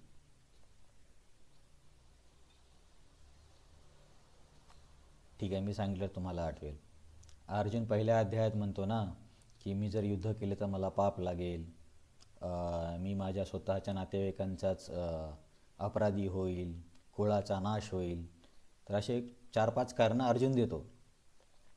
तर भगवंत अर्जुन शांत होईपर्यंत काहीच बोलत नाही. जेव्हा तो म्हणतो की आता मी तुमचा शिष्य आहे, बोला, तेव्हा ते त्याला बोलतात आणि पहिल्याच वाक्यात शिव्या देतात की तू बोलतोय तर खूप मोठा पंडित सारखा, पण तू मूर्ख आहे. पहिल्या ओळीतच पंडितवादीन असं भगवंत म्हणतात अर्जुनला. कारण काय, असं का बोलले भगवंत? कारण अर्जुनचा जो युक्तिवाद होता की हे नष्ट होईल, हे पाप लागेल, हे होईल, ते सर्व अर्थशास्त्राच्या स्तरावरती होतं. पण अर्थशास्त्रापेक्षा श्रेष्ठ आहे नाही, जे भगवंतांनी मारायला म्हणजे जे युद्ध होत होतं ते अर्थशास्त्रानुसार बरोबर होतं. परंतु अर्जुन धर्मशास्त्रातले संदर्भ देत होता की अर्थशास्त्रापेक्षा धर्मशास्त्र बरोबर आहे, जिथे हिंसा नाही केली पाहिजे असं सांगितलं. तर भगवंत अर्जुनला बोलले की बरोबर आहे, तू जो मुद्दा सांगितला धर्मशास्त्रातून तो अर्थशास्त्रापेक्षा श्रेष्ठ आहे, पण अर्थशास्त्रापेक्षा श्रेष्ठ ज्ञानशास्त्र आहे, ते मी तुला आता सांगतो. मग त्या ज्ञानशास्त्रामध्ये भगवंत दुसऱ्या अध्यायामध्ये अर्जुनला आत्म्याचं वर्णन सांगतात सर्व काही. ते झालं ज्ञानशास्त्र. मग गीतेमध्येच आपण बघितले की का निष्काम कर्मयोग, ज्ञानयोग, अष्टांगयोग सर्व काही आहे. आणि सर्वात शेवटी भगवंतांनी काय सांगितलं? सर्व धर्मान परित्यज्य. ज्ञानशास्त्र, अर्थशास्त्र, कुठलंही शास्त्र असू द्या, सगळ्याचा त्याग करून भक्ती स्वीकारायची. याचा अर्थ भक्तिशास्त्र सर्वात श्रेष्ठ असलं पाहिजे. आता हे सरळ सरळ निष्कर्ष निघतो, याच्यामध्ये आपण काही शब्दांची फिरवणूक करत नाही आहे. हे तर कुणी म्हणजे कोणत्याही व्यक्तीने जर ही चर्चा अशाच पद्धतीने ऐकली तर त्याला हे समजण्यासाठी कठीण नाही जाणार की भक्तिशास्त्र श्रेष्ठ आहेत म्हणून. कारण अर्थशास्त्रापेक्षा धर्मशास्त्रे बरोबर आहेत आणि त्याच्यापेक्षा ज्ञानशास्त्र बरोबर आहेत. परंतु भगवंतांनी काय सांगितलं 6व्या अध्यायाच्या शेवटी? योगिनामपि सर्वेषां मद्गतेन अंतरात्मनां श्रद्धावान भजते यो माम समयुक्ततमः. जो माझं भजन करतो तो सर्वश्रेष्ठ योगी आहे. भजन कोण करतात? भक्त करतात. अष्टांगयोगी थोडी भजन करतात. याचा अर्थ जर भक्त श्रेष्ठ आहे तर भक्ती श्रेष्ठ असली पाहिजे. याचे भागवतामध्ये पण पुरावे आहेत. मी तुम्हाला फक्त एवढ्यासाठी सांगतो आहे की कसं लॉजिकली समजता येईल की भक्तिशास्त्र श्रेष्ठ आहे म्हणून. तर जेव्हा युधिष्ठिर महाराजांना भगवंत बोलले तर त्यांचा रथ जेव्हा खाली टेकला तर धर्मशास्त्रामध्ये असे लिहिलेलं आहे, म्हणजे प्रामाणिक शास्त्रामध्येच, की युधिष्ठिर महाराजांचा रथ जमिनीवर आला कारण ते खोटं बोलले.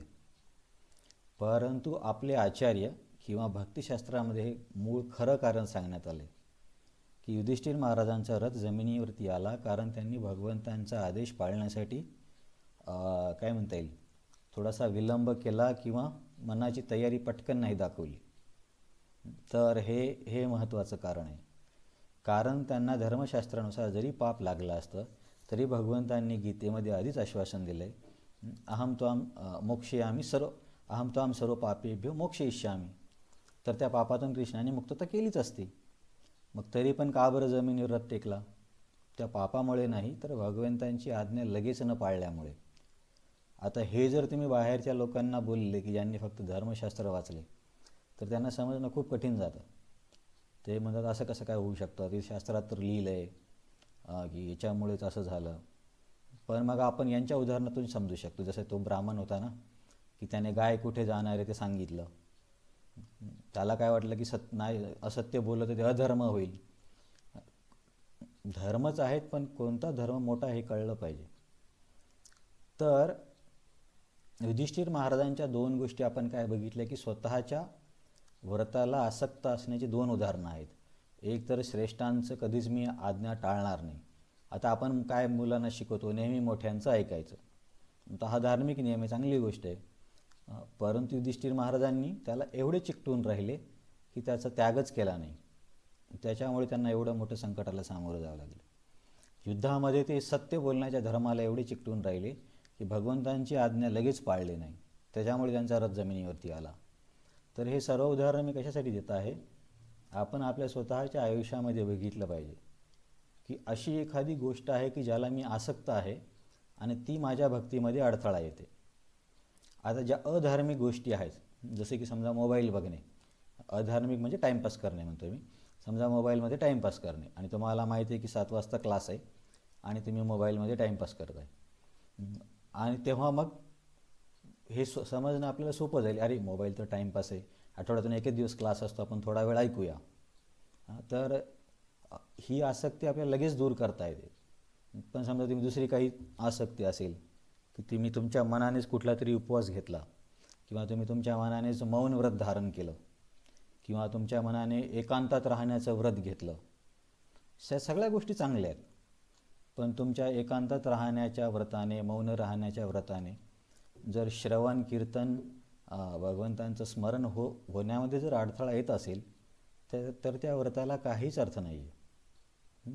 याच्यासाठी मी तुम्हाला गीतेचा पण एक श्लोक सांगितला आणि भागवतांचा पण एक श्लोक सांगितला. तर इथे कसं आलो याचं मी एकदम थोडं सरळ शब्दात परत सांगतो की छळ करणाऱ्या गोष्टींमध्ये मी जुगार आहे असं भगवंत म्हणतात. प्रभुपाद बोलले की जर एखादी गोष्ट भगवंत म्हणत आहेत मी आहे, तर ते फसवणाऱ्यामध्ये नंबर 1 तेच असले पाहिजे, त्यांना कोण हरू शकणार आहे. तर मग विषय असा आला की आपल्याला सुद्धा माहिती आहे की जुगार चांगला नाही. मग युधिष्ठिर महाराजांना माहीत नसेल का? म्हणजे आताही समाजामध्ये जवळपास सर्वांनाच माहिती आहे की जुगार चांगला नसतो म्हणून. युधिष्ठिर महाराजांना पण माहीत होतं, परंतु त्यांची एक कमजोरी ही होती, कमजोरी म्हणण्यापेक्षा ते आसक्त होते, त्यांनी मार्गदर्शन घेतलं नाही असं म्हणू शकतो, की मी वरिष्ठांचा शब्द पाळणार. त्याचा फायदा घेऊन शकुनी दुर्योधनाने सांगितले की धृतराष्ट्र महाराजांनी बोलवले आणि हे गेले आणि सर्व काही हारून बसले. आणि नंतर परत युद्धामध्ये पण त्यांचं व्रत काय होतं की खरं बोलायचं, त्याला चिकटून बसले, भगवंतांची आज्ञा पाळण्यासाठी विलंब केला. तर यावरून आपल्याला स्वतःच्या आयुष्याचं निरीक्षण करावं लागेल.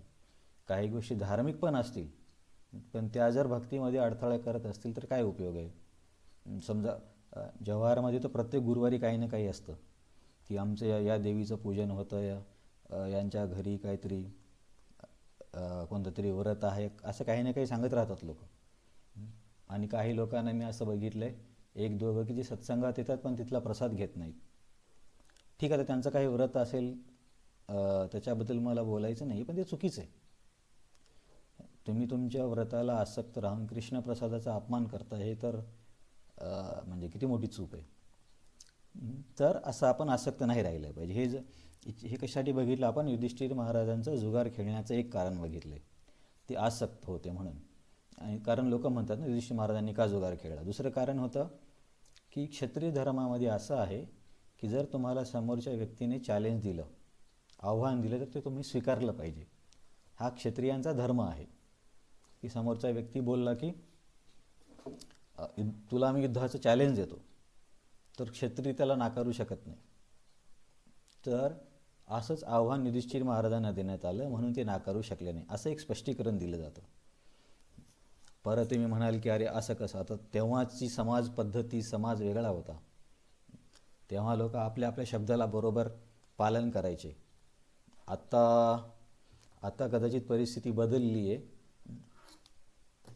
आता समजा आपण असं म्हणू शकतो, एखाद्या डॉक्टरला पेशंट बोलला की डॉक्टर माझी ट्रीटमेंट करा, तर डॉक्टर ते नाकारू शकत नाही. आता मला एक्झॅक्टली माहीत नाही, पण वैद्यकीय नियमानुसार सुद्धा की पेशंटला ट्रीटमेंट नाकारणे हा एक गुन्हा समजला जातो. की बाबा आता तुम्ही तुम्ही तिथे एकटेच डॉक्टर आहात, एखादा व्यक्ती पेशंट काहीतरी तक्रार घेऊन आलेत आणि तुम्ही त्याला मदत अत्यावश्यक आहे आणि तुम्ही अशा वेळी जर म्हटले की नाही मी तुझी ट्रीटमेंट करणार नाही, तर हे गुन्हा आहे. तसंच आता हे उदाहरण तुम्हाला समजलं असेल डॉक्टरच्या संदर्भातलं. तसंच त्या समाजात त्यावेळेस क्षत्रियांचे पण जे नियम असायचे ते स्वतःचे नियम पाळायचे, म्हणून त्यांनी हे चॅलेंज स्वीकारलं. हा दुसरा हे दुसरं कारण होतं. आणि असं असून सुद्धा कुठेही युधिष्ठिर महाराजांच्या जुगार खेळण्याचं समर्थन केलेलं नाही आहे. ही महत्त्वाची गोष्ट आहे. त्यांनी जुगार खेळला याची काही बरोबर कारणं आहेत, परंतु त्यांनी जुगार खेळला हे चांगलं होतं किंवा योग्य होतं असं कुठेही सांगितलं नाही. प्रत्येक ठिकाणी या गोष्टीवरती टीकाच केलेली आहे. तर त्यांच्या अज्ञातवासामध्ये बऱ्याच वेळेस असं संभाषण येतं की तुम्ही जुगार नव्हता खेळायला पाहिजे, तुमच्या जुगारामुळे हे झालं. तर असं कुठं सांगितलं नाही की जुगार खेळला चांगलं होतं. म्हणजे याचा अर्थ काय, काही गोष्टीमुळे त्यांनी जरी जुगार खेळला असेल तर आपण असं म्हणू शकत नाही युधिष्ठिर महाराजांनी जुगार खेळला होता तर मी जुगार खेळण्यामध्ये काय चुकीचं आहे, असं नाही आहे. कारण तुम्ही युधिष्ठिर महाराजांनी जुगार खेळला एवढंच ऐकलं, पण त्यांच्या जुगार खेळण्याचे शास्त्रामध्ये कुठे समर्थन केलं आहे का हे ऐकायला पाहिजे ना. कुठेच समर्थन केलं नाही, कुणीच समर्थन केले नाही ना. भगवंतांनी नाही, ना साधूंनी नाही, ना त्यांच्या भावांनी परिवाराने कुणीच समर्थन केलं नाही. त्यांनी स्वतःही केलं नाही. त्यांनी पण मान्य केलं हे चुकीचं होतं. तर आता परंतु विषयांतर खूप जास्त, तरी ठीक आहे तुम्हाला सांगतो. आता इथे काय झालं, बाजूच्या गावामध्ये गणपतीच्या वेळेस हे लोक काय करतात, जुगार खेळतात गणपतीच्या समोर.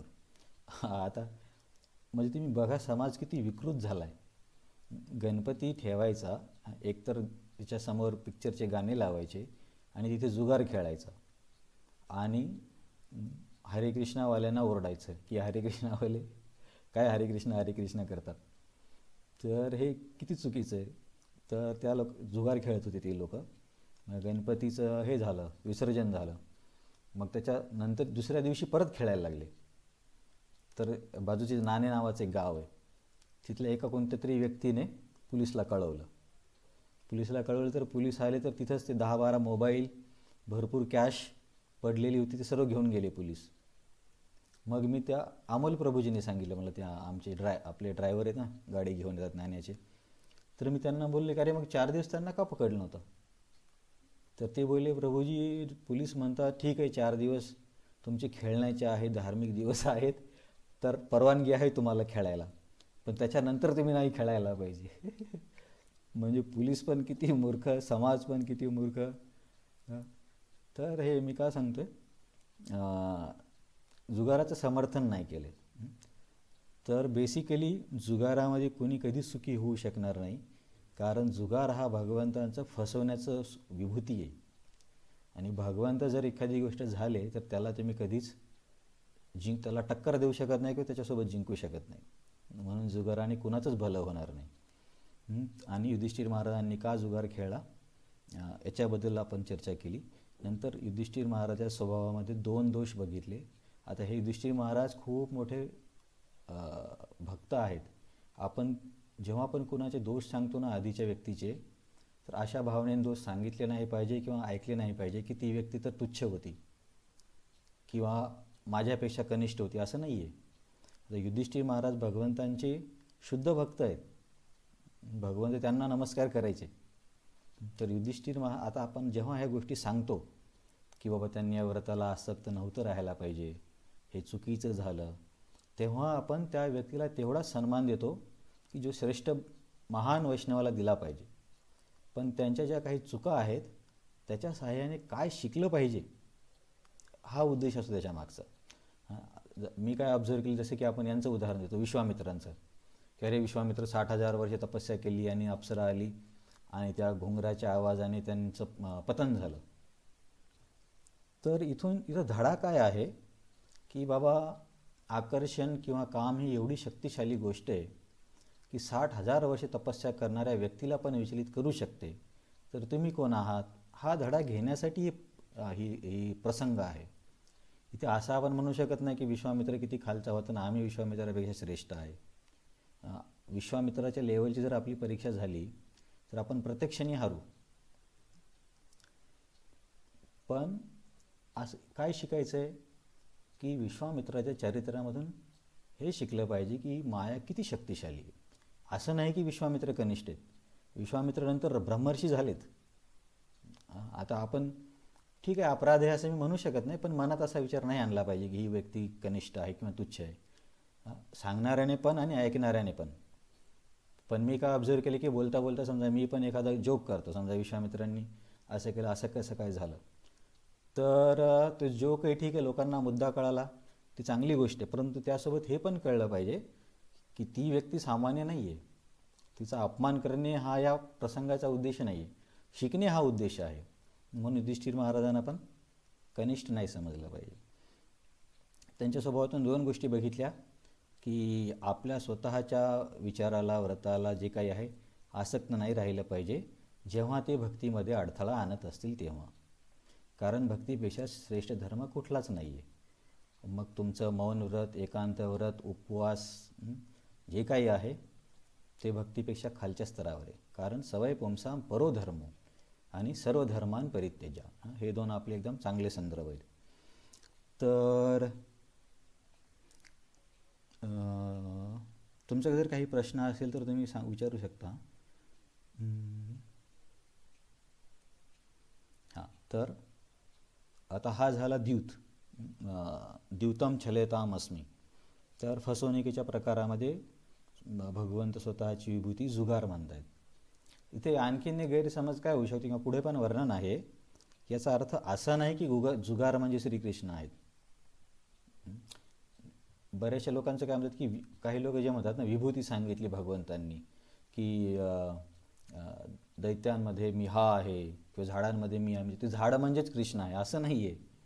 ते फक्त प्रतिकात्मक स्वरूपात त्या गटमध्ये महत्त्वाची गोष्ट सांगतात की हे माझं प्रतिनिधित्व पण म्हणता येणार नाही की याला बघून तू माझं स्मरण करू शकतो किंवा ही एक माझ्या अचिंत्य शक्तीचे एक थोडासा एक प्रकटीकरण आहे असं आपण म्हणू शकतो.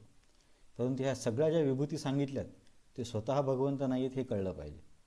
नाही तर समजा उद्या एखादा व्यक्ती बोलला अरे गीतेमध्ये तर सांगितलं आहे की मी जुगार आहे म्हणून, मग काय खेळायला काय हरकत आहे. तर हे कळलं पाहिजे की तिथे सांगितले जुगार भगवंतच आहेत, पण तो फसवणाऱ्यामध्ये आहे, त्याची पूजा करायला नाही सांगितली आहे. आणि दुसरी गोष्ट ती जुगार म्हणजे भगवंत असा अर्थ दिलेला नाही आहे. तर या गोष्टीला बघून असं समजलं पाहिजे की बाबा जर फसवायचंच असेल तर कृष्ण किती फसू शकतात, हा त्याच्यातून धडा घ्यायचा आहे. समजा भगवंत बोलले की वडाचं झाड मी आहे, म्हणजे वडाचं झाड म्हणजे कृष्ण नाही आहे. किंवा दैत्यात प्रल्हाद महाराज मी आहे, प्रल्हाद महाराज कृष्ण नाही आहेत, तो मायावादी सिद्धांत आहे. तर हे तुम्हाला कदाचित हे कळलं असेल, हे पण महत्त्वाचं आहे. नंतर पुढे काय म्हणतात प्रभुपाद, एक मिनटं, हे बरंच विषयांतर झालेलं आहे, पण ठीक आहे, तुम्हाला जिथे पण नाही कळलं तेव्हा तुम्ही क्वेश्चन विचारू शकता. तर पहिला हा द्यूतम छलेताम अस्मी, ही एक विभूती बघितली आपण. छळ करणाऱ्यामध्ये भगवंत द्यूत आहे, द्यूत म्हणजे जुगार. नंतर तेजस तेजस्विनामहम. तर हे कुठे गेलं मी, तेजस तेजस्विनामहम म्हणजे तेजस्वी किंवा शक्तिशाली व्यक्तीमधील शक्ती किंवा विजय मी आहे. तर तुम्हाला आठवतं की याच्या आधी पण भगवंत असे बोलले होते की बळवानांचं बळ मी आहे. मला वाटतं 7व्या अध्यायात आहे की 12व्या अध्यायात आहे. बलम बलवताम चाहम काम राग विवर्जितम धर्माविरुद्ध भूतेषु कामोस्मी भरतर्षभ. 12व्या अध्यायात की 7व्या अध्यायात आहे? 12.7 आहे की काय? अरे हरिबोल, तुमचा 12वा अध्याय तरी पाठ असला पाहिजे.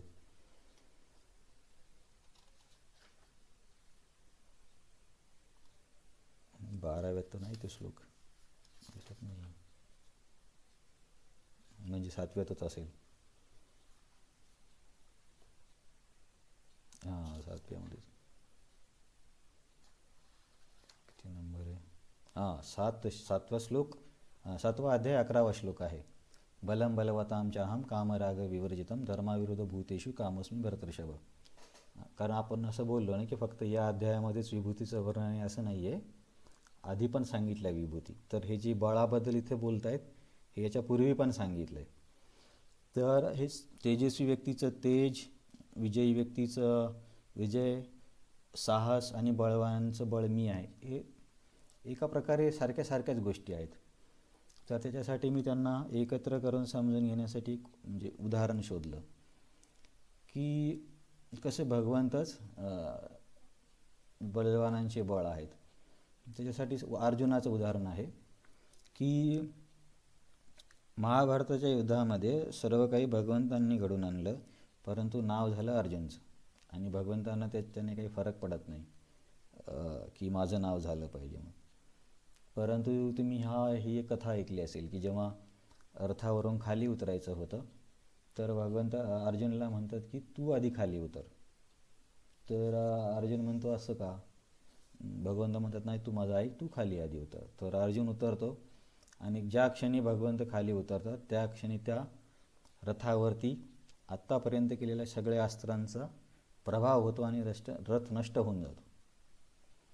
तर याचा अर्थ काय होता की साहस, धैर्य किंवा युद्ध कौशल्य अर्जुनचं दिसत होतं, परंतु ॲक्च्युली सगळं काही सांभाळून कृष्ण घेत होते. आणखीन एक असंच उदाहरण येतं की जेव्हा भगवंत पृथ्वीला सोडून जातात तेव्हा त्यावेळेस अर्जुन याच्यामध्ये असतो द्वारकेमध्ये. तर त्याला भगवंत म्हणतात की तू सर्व माझ्या राण्यांना घेऊन मथुरेला जा किंवा हस्तिनापूरला जा. तर मग अर्जुन तयार होतो आणि ते सर्व राण्यांना तो घेऊन जायला लागतो. तर रस्त्यामध्ये त्याला असेच काही गवळी मिळतात आणि ते म्हणतात की त्यांना तू घेऊन जाऊ शकत नाही, आमच्यासोबत तुला युद्ध करावं लागेल. तर ते गवळी अर्जुनसोबत युद्ध करतात आणि अर्जुनला हरवतात. तर अर्जुनला इतकं आश्चर्य होतं की अरे असं कसं काय होऊ शकतं की साधारण लोक मला कशा काय हरू शकतात. तर याचे 2 स्तरावरती अंडरस्टँडिंग आहे. दुसरी अंडरस्टँडिंग मी तुम्हाला नंतर सांगतो. आधी काय आहे की मग अर्जुन जेव्हा परत हस्तिनापूरमध्ये येतो त्या राण्यांना ते गवळी घेऊन जातात आणि युधिष्ठिर महाराजांना भेटतो. तेव्हा युधिष्ठिर महाराजांना आधीच अशी शंका यायला लागते की कदाचित भगवंत पृथ्वी सोडून गेलेत, त्याच्यामुळे खूप अपशकून दिसायला लागतात. म्हणून युधिष्ठिर महाराज नंतर अर्जुनला खूप प्रश्न विचारतात, अर्जुन का झालं, तू असा का दिसत आहे, तू कुणाचा अपमान केला का, तू जे दान द्यायला पाहिजे ते नाही दिलं का, तुला कोणी अयोग्य शब्द बोलले का, किंवा तुला कोणी म्हणजे प्रसादामध्ये वगैरे तुला दिलं नाही का. असे बरेच प्रश्न विचारले की ज्या गोष्टीमुळे माणसाला वाईट वाटू शकतं. मग हे सर्व विचारून झाल्यावर शेवटी युधिष्ठिर महाराज म्हणतात की आपले परम भगवान श्रीकृष्ण सोडून गेले का. मग नंतर अर्जुन रडत रडत सांगायला लागतो की वंचितो हम महाराजा हरिना बंधुरूपिना येन तेजो मे अपहम विस्मापनम देव महत. की हे युधिष्ठिर हे महाराज, वंचितो हम महाराजा हरिना बंधुरूपिना येन मे अपहृतम तेजो देव विस्मापनम महत. की हे महाराज मी वंचित झालोय म्हणजे ज्याच्यापासून मी दूर गेलोय, किंवा की आपण म्हणतो ना वंचित लोक आहेत, वंचित म्हणजे त्यांना ते भेटत नाही. वंचितो हम महाराजा म्हणजे युधिष्ठिर महाराज, वंचितो हम महाराजा कोण, हरिना.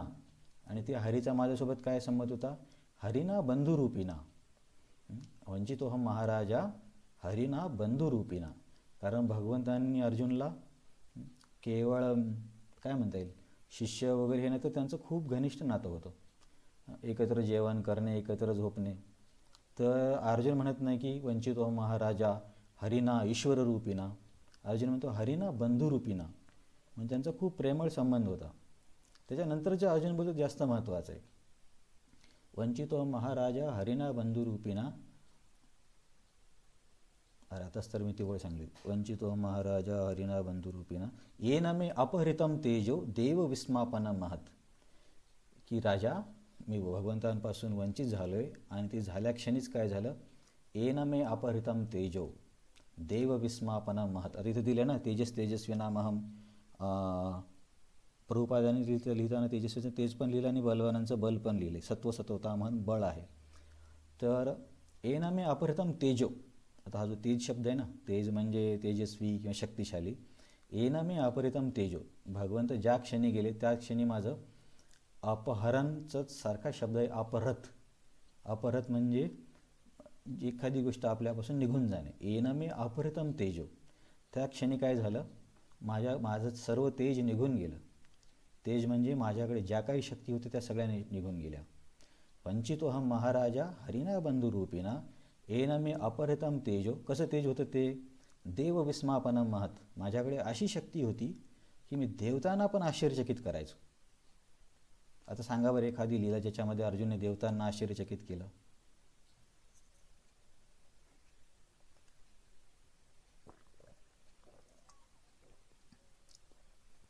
इंद्राला हरवलं होतं. मला हे माहिती आहे की निवात कवचांना मारण्यासाठी इंद्राला अर्जुनला बोलवलं होतं. मग मला वाटते इंद्राला हरवलं असेल कदाचित, मला आठवत नाही असेल. आणि यांच्यासोबत पण युद्ध केलं होतं महादेवासोबत. तर शंकरांना पण त्यांनी प्रसन्न केलं होतं. तर अर्जुन म्हणतोय की माझ्याकडे अशी शक्ती होती की ज्या शक्तीने मी देवतांना पण विस्मयित किंवा हे आश्चर्यचकित करायचो. तर ही सर्व शक्ती भगवंत जाताच माझ्याकडून निघून गेली. नंतर अर्जुन पुढं म्हणतोय, तद्वै धनुस्तो रथम हयास्ते सोहम रथी नृपतयो येन आनमंती सर्वं क्षणेन अबुद असद ईश रिक्तम भस्मन हुतम कुहकराब्धम युवप्तम उष्याम. आता एक एक शब्द म्हटलं तर खूप वेळ जाईल. तद्वै धनुस्त रेशम हयास्ते, की युधिष्ठिर महाराज तोच गांडीव धनुष्य आहे. तद्वै धनुष म्हणजे आता असं नाही की चांगली बॅट होती त्या बॅटनं खूप स्कोअर व्हायचा, तीच बॅट गेली आणि अशी सडक छाप बॅट भेटली ज्याने व्यवस्थित खेळतात, असं नाही. तोच गांडीव माझ्या हातात आहे. तद्वय धनुस्त रथो हयास्ते, तोच रथ माझ्याकडे आहे. असं नाही की तो रथ गेला आणि तो कोणता तरी दुसरा अर्जुनला डुप्लिकेट रथ दिला. आणि त्या रथाचे घोडे पण तेच आहे. म्हणजे अर्जुन काय सांगतोय, माझ्याकडचा धनुष्य तोच आहे, माझ्याकडचा रथ तोच आहे, त्या रथाला लावलेले घोडे पण तेच आहेत. पण काय झालं आहे, तद्वै धनुस्त रितो हयास्ते सोहम रती नृपतयो आनमंती, आणि मी पण तोच आहे ज्याने इतक्या राजांना हरवलं. पण भगवंत गेल्यावरती काय झालं, भस्मन हुतम कुहकराब्धम, की जसा अग्नी नष्ट होऊन राख राहते, त्या राखेमध्ये तुम्ही किती जरी आहुती टाकली, स्वाहा स्वाहा म्हटले, तर त्याला काही फायदा नाही आहे. अग्नीमध्ये आहुती द्यावी लागते. तसं माझं झालं आहे की ह्या सगळ्या गोष्टी ज्या आधी कार्य करायच्या ते सर्व जशाच तसंच आहे. परंतु जेव्हा भगवंत गेले तेव्हा याला काहीच अर्थ राहिला नाही. तर त्या तात्पर्यामध्ये प्रभुपाद लिहितात की आपण कधीही आपल्याकडे असलेल्या कोणत्याही गुणाने गर्विष्ठ होऊ नये. कारण अर्जुनकडे एवढी श्रेष्ठ शक्ती होती ज्याने युद्धामध्ये एवढा पराक्रम केला, देवतांना आश्चर्यचकित केलं, त्याचं सर्व साहित्य तसंच असून तोच अर्जुन काही दिवसातच सामान्य गवळ्यांकडून हारतो. याचा अर्थ असा होतो की आपण जर एखादी चांगली गोष्ट करत असू तर ती भगवंतांच्या कृपेनेच होते. परंतु आपण म्हणजे आता माझं पण आपला एक स्वभाव आहे की क्रेडिट घेण्याचं, की मी हे केलं. आपण दुसऱ्याला ते क्रेडिट दिलं पाहिजे, म्हणजे हा एक वैष्णव एटिकेट आहे. असं आता मी तुम्हाला याच्यापूर्वी पण बोललो की हे सगळे नियम स्वतःवर लावण्यासाठी असतात, दुसऱ्यावर लावण्यासाठी नाही. असं नाही की अरे त्या व्यक्तीची काय प्रशंसा करायची, इथं तर सांगितले की क्रेडिट घेऊ नये, ते आपल्यासाठी सांगितलं नाही. पुढच्या व्यक्तीला तुम्ही चांगलं बोललं पाहिजे आणि त्याला काय म्हणतील उत्साह येईल सेवा करण्यामध्ये. तर जेव्हा आपण एखादं कार्य करतो, मग काही असो, म्हणजे डेकोरेशन असेल, क्लास असेल, म्युझिक असेल, तर त्या कार्यामुळे जर समजा आपल्या खूप मान सन्मान होत आहे तर त्यावेळेस माणसाला जमिनीवर राहणं खूप कठीण होतं. असं बऱ्याच मोठ्या मोठ्या व्यक्तींच्या आयुष्यामध्ये झालं आहे की कारण व्यक्ती काय समजायला लागतो की हे माझ्याच बळाने मी करतो. तर प्रभुपाद ते तात्पर्यात लिहितात, जर अर्जुनची एवढी विस्मयकारी शक्ती जाऊ शकते तर आपल्याकडे जे थोडंफार काही जी आहे, असं असेल की कुणाला चांगलं गाता येत असेल किंवा कुणाला काही कुकिंग चांगली करता येत असेल, तर ह्या तर अर्जुनच्या शक्तीच्या तुलनेमध्ये तर सामान्यच गोष्टी आहेत. मग याचा आपण काय अहंकार केला पाहिजे. पण ठीक आहे, हे बोलतो आणि आपण लगेच आचरणात येणार नाही. पण हे बोलून ऐकून याच्यावर चिंतन करून करून कधी थोडंफार आचरणात आलं तरी खूप आहे. कारण ही गोष्ट कठीण आहे, हे मान्य आहे. पण अर्जुनच्या उदाहरणावरून प्रभुपादांनी सांगितले तात्पर्यात, तिथे भगवंत बोलत आहेत ना, जयोस्मी व्यवसायोस्मी सत्वम सत्वमतामहम तेजस तेजस्विनामहम, हे तिन्ही एकसारख्याच गोष्टी असल्यासारखे आहेत. तर हे सर्व अर्जुन म्हणतोय की भगवंत गेल्यावरती सर्व काही माझं निघून गेलं. सर्व परिस्थिती तशीच आहे, काही बदल नाही. बाण तोच आहे, धनुष्य तोच आहे, घोडे रथ मी पण तोच आहे. परंतु आता काही शक्ती माझ्याकडे नाही आहे. वंचितोहम महाराजा हरिना बंधुरूपिना येन मे अपहृतम तेजो, आता माझं तेज अपहरण झालं. तर प्रभुपाद हा खूप महत्त्वाचा सिद्धांत सांगतात की इंग्लिशमध्ये बॉरोड प्लुम्स ऑफ फेदर, की दुसऱ्याकडून काही उसणं घेतलेलं असेल त्याच्या माणसाने गर्व नाही केला पाहिजे. तर समजा आपल्यामध्ये काही जरी वैशिष्ट्य असेल तर ॲटलिस्ट आपण अध्यात्मामध्ये तरी काय म्हणता येईल त्याचा गर्व किंवा त्याने वाहून नाही गेलं पाहिजे. पण हे खूप कठीण असतं. खूप वाहवा मिळाली की माणूस विसरून जातो की हे कोणी केलं, मीच केलं असं वाटायला लागतं. नाही जरी वाटलं तर कमीत कमी समजा आपण खूप मोठी गोष्ट केली आणि कोणी आपल्या त्याच्याबद्दल काही चांगलं बोललं नाही तर असं कमी विचार येतोच की अरे मी एवढं सगळं केलं आणि मला तर कोणी काही दोन चांगले शब्द पण बोलत नाही. तर आपण दुसऱ्याला शब्द चांगले बोलले पाहिजे, कारण मानवी स्वभावानुसार प्रेरणा पण आवश्यक असते कोणतेही कार्य करण्यासाठी. की जर समजा तुम्ही एखाद्या लहान मुलाला तू जप करतोय, त्याला तुम्ही म्हटले की अरे किती छान जप करतो, तर त्याच्यासाठी तुम्ही मोठी व्यक्ती आहात, त्याला त्याच्यामुळे प्रेरणा मिळते. तसं दुसऱ्याला बोललंच पाहिजे. की समजा एखाद्या आता आपले दरवर्षी एक प्रभू जे आहेत ते पाणी स्पॉन्सर करतात, मग त्यांना एक शब्द जरी बोललं तरी खूप छान वाटतं. आता हे मी बरेचसे अनुभव बघितले जवाहरमध्ये, पण सगळं तुम्हाला उदाहरणं सांगत नाही. पण आपलं जेव्हा स्वतःवरती येतं तेव्हा प्रयत्न केला पाहिजे की कमीत कमी दिखावा तरी नाही करायचा. नाही तर सगळ्याला मी केलं याच्यावरती एक हे आहे. राधागोविंद महाराज सांगतात की एकदा एका ठिकाणी आध्यात्मिक कार्यक्रम होता आणि त्या कार्यक्रमाला एका व्यक्तीनं बऱ्यापैकी दान दिलं होतं. तर त्याने गुप्त दान म्हणून दिलं. आता की बाबा नावलौकिक होऊ नये असं असतं ना, आपल्याकडे काही लोक गुप्तदान देतात. गुप्तदानावर तुम्हाला एक उदाहरण सांगतो मी. वैष्णव सेवा प्रभू जे आहेत भक्तिवेदांत हॉस्पिटलचे सर्जन, इस्कॉन डिझायटरी हरे कृष्णा टी व्ही चॅनल त्यांनीच तयार केलं आहे. तर ते दर आठवड्यातून मंदिराला 2 लाख 3 लाख असे चेक देत राहतात. परंतु कुणालाच कधीच कळत नाही की त्यांनी दिले, कारण त्यांनी सांगूनच ठेवलं की असं करायचं नाही. ते कितीतरी वर्षापासून करत आहेत.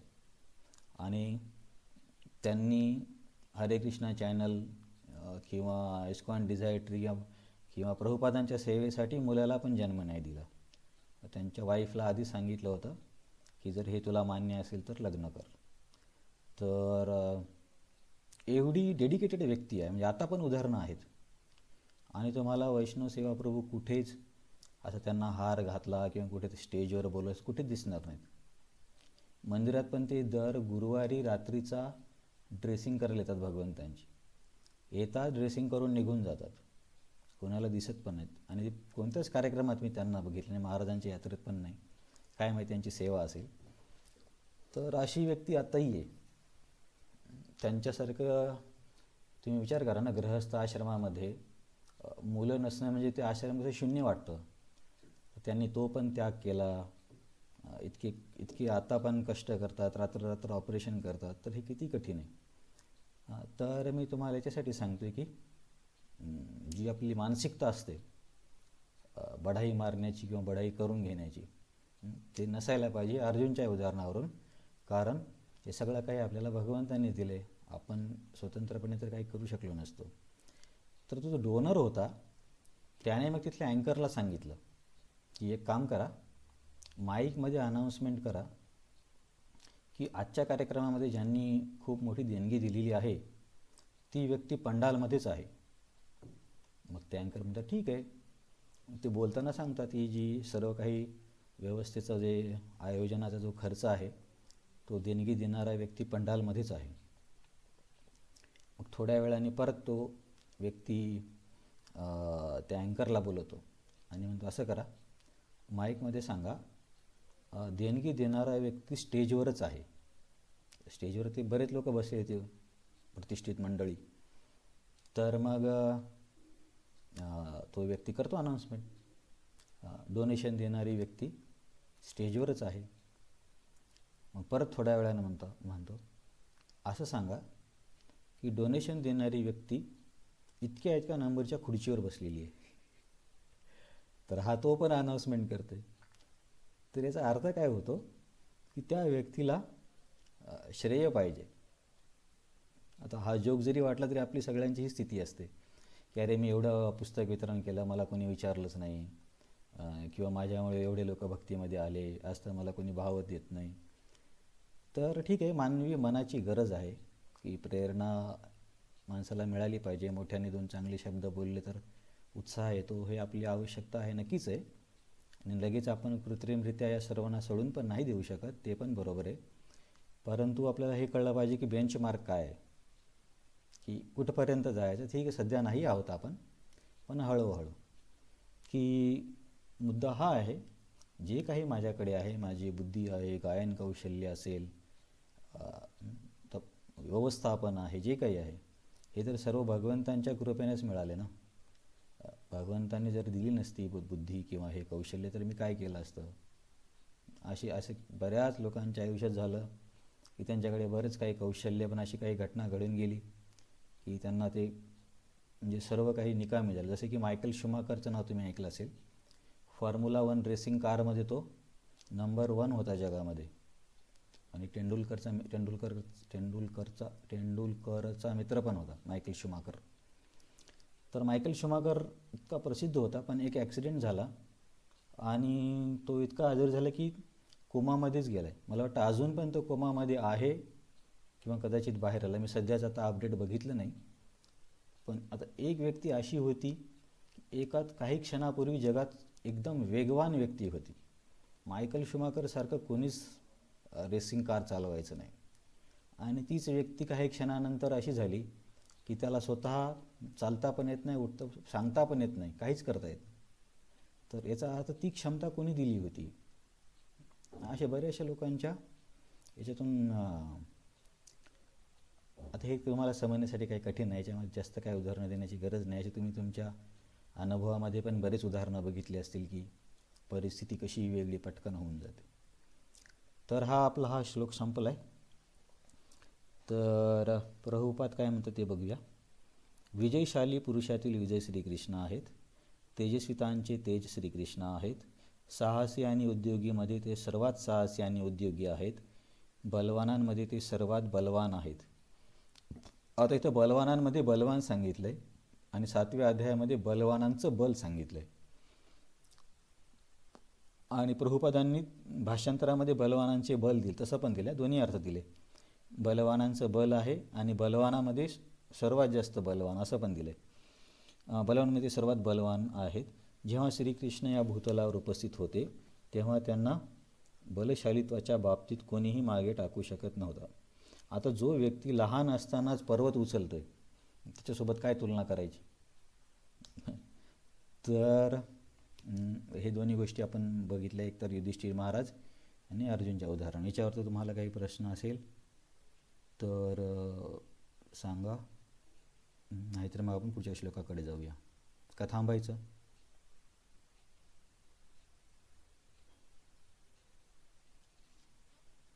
ओके, तुमच्यापैकी कोणाला दुसरे काही सेवा काम असेल तर तुम्ही जाऊ शकता. असं काही नाही की इथे तुम्ही थांबलंच पाहिजे. तर हा श्लोक गाऊया आपण. श्लोक क्रमांक 37. ह्याला पण वाचनासाठी सोपं व्हावं म्हणून मी त्याचा छेद केला आहे, संधिछेद. परंतु वासुदेवः असं नाही आहे. तुम्ही तुमच्या गीतेमध्ये पण बघा, तिथे एकत्र आहे तो श्लोक, पण वाचायला सोपं व्हावं म्हणून असं आहे. पण वाचताना पुस्तकाप्रमाणे वाचायचं, वाचायचं किंवा गायचं. आता आपण त्याला गाऊया. वृष्णीनाम वासुदेवोऽस्मि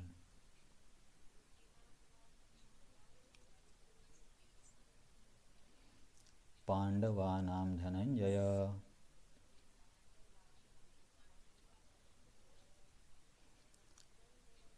मुनीनामप्यहं व्यासः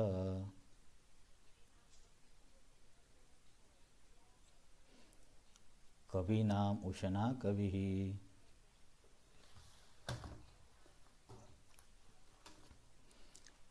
तर मागच्या श्लोकामध्ये काही गुणधर्मांचं वर्णीकरण केलं होतं किंवा वैशिष्ट्यांचं, जसे की तेज, बल वगैरे. आणि या श्लोकामध्ये व्यक्तींबद्दल वर्णन आहे, हा फरक आहे. मागच्या वेळेस बोलले ना की बलवानांचं बल, तेजस्वींचं तेज, विजयांचं विजय. आणि जुगार पण, जुगार ठीक आहे, म्हणजे त्याला काय म्हणता येईल, कॅटेगरी करू शकतो, पण बाकी तर असे गुणासारखे आहेत. पण 37मध्ये व्यक्तींबद्दल बोलतात भगवंत, हा फरक आहे. तर पहिली विभूती सांगितली की वृष्णी नाम वासुदेवोस्मी. आता वासुदेव कोणाला म्हणायचे?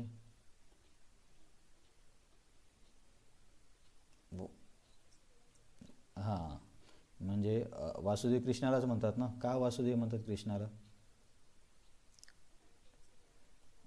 हां, तर पण इथे थोडंसं लक्ष द्यावं लागेल आपल्याला, की आपण एक नियम आधीच शिकलेला आहोत, की जेव्हा रामः शस्त्रभृताम अहम असा एक श्लोक येतो, तिथं आपण राम कुणाला पकडलं तर रामाचा अर्थ काय होता? परशुराम. तर तेव्हा आपण एक वाक्य वाचलं होतं आचार्यांच्या ह्याच्यातून, की हे राम म्हणजे श्रीराम होऊ शकत नाहीत, हे राम म्हणजे परशुराम एक शक्तावेश अवतार आहेत. तर ते राम श्रीराम का नव्हते होऊ शकत, काय आठवतं? तेव्हा काय चर्चा केली होती? ते जर आठवलं तर मग तुम्हाला इथे पटकन क्लिअर होईल. हां, स्वतः आहे स्वरूप. हां, तर स्वतःची विभूती होऊ शकत नाही. म्हणजे होऊ शकत नाहीचा अर्थ असा आहे की हे सगळं वर्णन त्यांच्या ऐश्वर्यांचं आहे. आता समजा एखाद्या मालकाचं जे काही गोष्टी असतील त्याचं वर्णन चालू आहे, ते स्वतःच विभूती होऊ शकत नाहीत, सगळ्या विभूती त्यांच्या आहेत. तर मग आता इथे वृष्णी नाम वासुदेवोस्मी आहे आणि तुम्ही म्हणताय की वासुदेव म्हणजे कृष्ण, मग इथे तो नियम लागू पडत नाही का? भगवंत स्वतःच विभूती होत आहेत ना.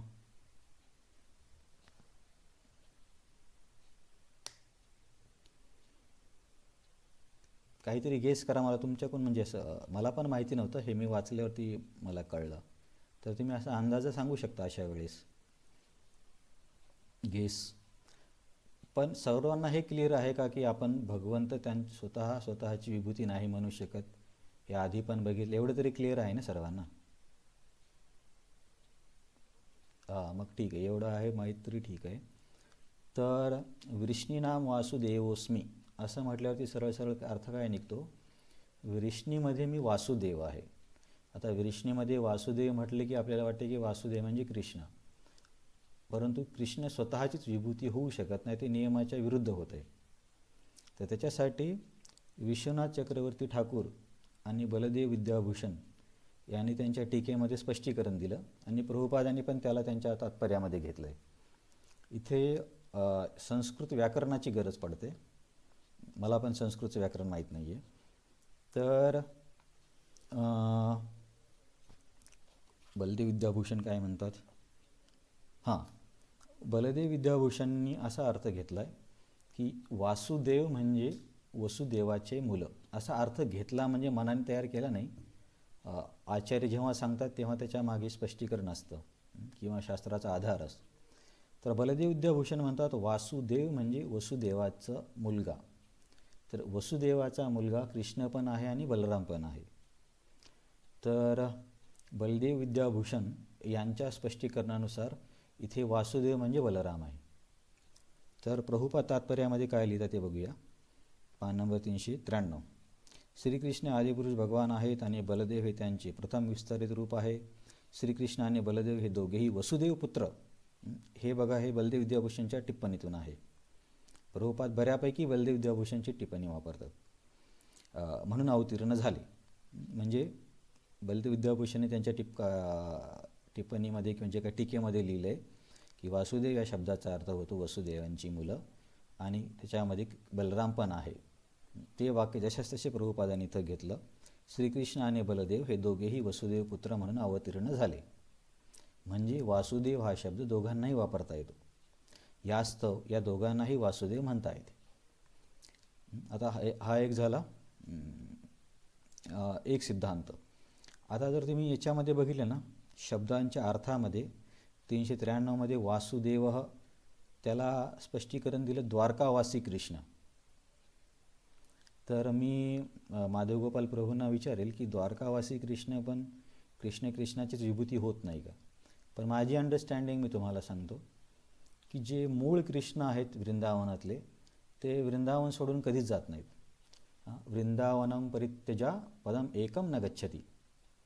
आणि वृंदावनमधले कृष्ण द्वारकेमधले कृष्ण वेगळे आहेत.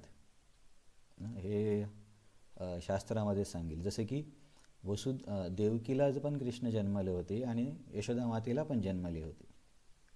तर जे यशोदा मातेचे जे कृष्ण आहेत ते मूळ म्हणण्यापेक्षा सर्वांगीण किंवा रसिक स्वरूपात काय म्हणते सर्व रसांमध्ये परिपूर्ण आहेत. आणि जे द्वारकेचे कृष्ण आहेत ते ऐश्वर्य भावात आहेत. तर तुम्हाला किचकट वाटतं की मला कसं वाटते कळत नाही, मला कळत नाही आहे, पण असा फरक आहे. थोडक्यात वृंदावनमधले कृष्ण आणि वृंदावनच्या बाहेरचे कृष्ण यांच्यामध्ये थोडासा भेद असतो. तत्व एकच आहे, पण भेद एक आहे की त्यांच्या व्यवहारामध्ये किंवा त्यांच्या संबंधामध्ये. वृंदावनातला व्यवहार ईश्वर आहे किंवा शक्तिशाली असा नसतो. कुणाचा मित्र आहे, कुणाचा मुलगा आहे, या भावामध्ये वृंदावनात सर्व काही चालू असतं. म्हणजे संबंध फक्त प्रेमाचा आहे. तिथं त्यांच्या शक्तीच्या प्रभावाने कोणी असं प्रभावित होत नाही आणि त्यांना कोणी देव आहे म्हणून त्यांची पूजा करत नाही. तिथे फक्त माझा मित्र आहे म्हणून त्यांच्यासोबत खेळतात आणि कधीकधी त्यांना म्हणजे असं उदाहरण आहे की कुस्तीमध्ये हरवतात पण. एका ठिकाणी असं सांगितलं आहे की जेव्हा मथुरेमध्ये भगवंत कंसाला मारतात तेव्हा त्यांच्यासोबत काही गोकुळातले छोटे मुलं पण गेले. छोटे मुलं म्हणजे त्यांच्या वयाचे मुलं पण गेले होते. आणि त्यांनी बघितलं, हे कुठल्या तरी आचार्यांनी रसिक कमेंट्रीमध्ये दिले की अरे कृष्णाने तर कंसाला मारलं. हा आपला कृष्ण आहे की कोणता कृष्ण आहे? कारण सुदामा ते बोलायला लागले, अरे आपण तर याला खेळताना किती वेळेस हरवले, हा एवढ्या मोठ्या राक्षसाला कसं काय, एवढ्या मोठ्या व्यक्तीला कसं काय मारू शकतो? तर ते म्हणतात हा आपला कृष्णच नाही. मग असं वर्णन आहे. ते सर्व गोपबाळ कृष्णाच्या जवळ जातात आणि म्हणतात कृष्णा आता आमच्यासोबत पण कुस्ती खेळ. आता भगवंत त्यांच्यासोबत कुस्ती खेळतात आणि ते भगवंतांना हरवतात. आणि मग ते म्हणतात हां बरोबर आहे, हा आपलाच कृष्ण आहे. तर सांगण्याचा उद्देश काय आहे की असा भाव आहे वृंदावनामध्ये. त्यांचं ईश्वरत्व मानलं जात नाही, फक्त शुद्ध प्रेम. ईश्वरत्व मानलं जात नाही म्हणजे त्यांना लाईटली घेत नाहीत, तर स्वतःच्या प्राणापेक्षा पण जास्त प्रेम त्यांच्यावरती करतात. पण वृंदावनच्या बाहेरचे जे कृष्ण आहेत त्यांच्यामध्ये थोडा ऐश्वर्याचा भाव असतो. आता समजा द्वारकेतले कृष्ण आहेत ते राजा आहेत, राजदरबारामध्ये बसणार, रथामध्ये जाणार. तर एक तो थोडंसं एक डिस्टन्स होतं ना. मित्रासोबत खेळणं शेतीमध्ये वगैरे तो वेगळी गोष्ट आहे, आणि मित्र कलेक्टर होणं आणि त्याच्या ऑफिसमध्ये जाऊन उभं राहणं ही वेगळी गोष्ट आहे. तर असा थोडक्यात फरक आहे. तर कदाचित त्यामुळे प्रभुपादांनी शब्दाच्या अर्थामध्ये वासुदेव म्हणजे द्वारकावासी कृष्ण असं दिलं असेल असं मला वाटतं. पण ठीक आहे, हे मी एकदा कन्फर्म करतो. पण पहिला अर्थ आपण काय घेतला, वासुदेव म्हणजे वसुदेवाची मुलं, त्या अर्थानुसार बलराम होतात. म्हणून इथं वृष्णीनाम वासुदेवोस्मी म्हणजे वृष्णीमध्ये मी बलराम आहे. आणि परत प्रभुपाद हे जी आता बोललो ना त्याला थोडंसं काय म्हणतात स्पष्ट करणारं हे वाक्य वाटतं. दुसऱ्या दृष्टीने विचार केल्यास श्रीकृष्ण हे कधीच वृंदावन सोडून जात नसल्यामुळे इतरत्र आढळणारी त्यांची सर्व रूपे म्हणजे त्यांचे विस्तारच आहेत. श्रीकृष्णांचा निकटस्थ अंश असल्यामुळे वासुदेव आणि श्रीकृष्ण यांच्यामध्ये मुळीच भेद नाही. तर हा वासुदेव म्हणजे द्वारकाकृष्ण. आपण जाणले पाहिजे की भगवद्गीतेच्या या श्लोकामध्ये उल्लेख केलेला वासुदेव म्हणजे बलदेव किंवा बलराम आहे. नंतर परत प्रभुपाद कन्क्ल्युजन देतात की हा बलराम आहे, जास्त कन्फ्युजन करू नका, हा बलराम घ्या, कारण समजा नवीन वाचकाला याच्यामध्ये सगळ्या गोष्टी सांगत बसले की वासुदेवाचा असा पण अर्थ होतो, व्याकरणाचा हा पण नियम आहे, वृंदावनातला कृष्ण असा असतो, बाहेर हे सगळं सांगितलं तर नवीन वाचकांना समजणार नाही आणि ऑलरेडी लोकांचं रुची नसते वाचण्यामध्ये, आणखीन जास्त परेशान होतील. त्याच्यामुळे प्रभुपाद जेवढं शक्य आहे तेवढं सिंपल करतात. हां, हे झालं.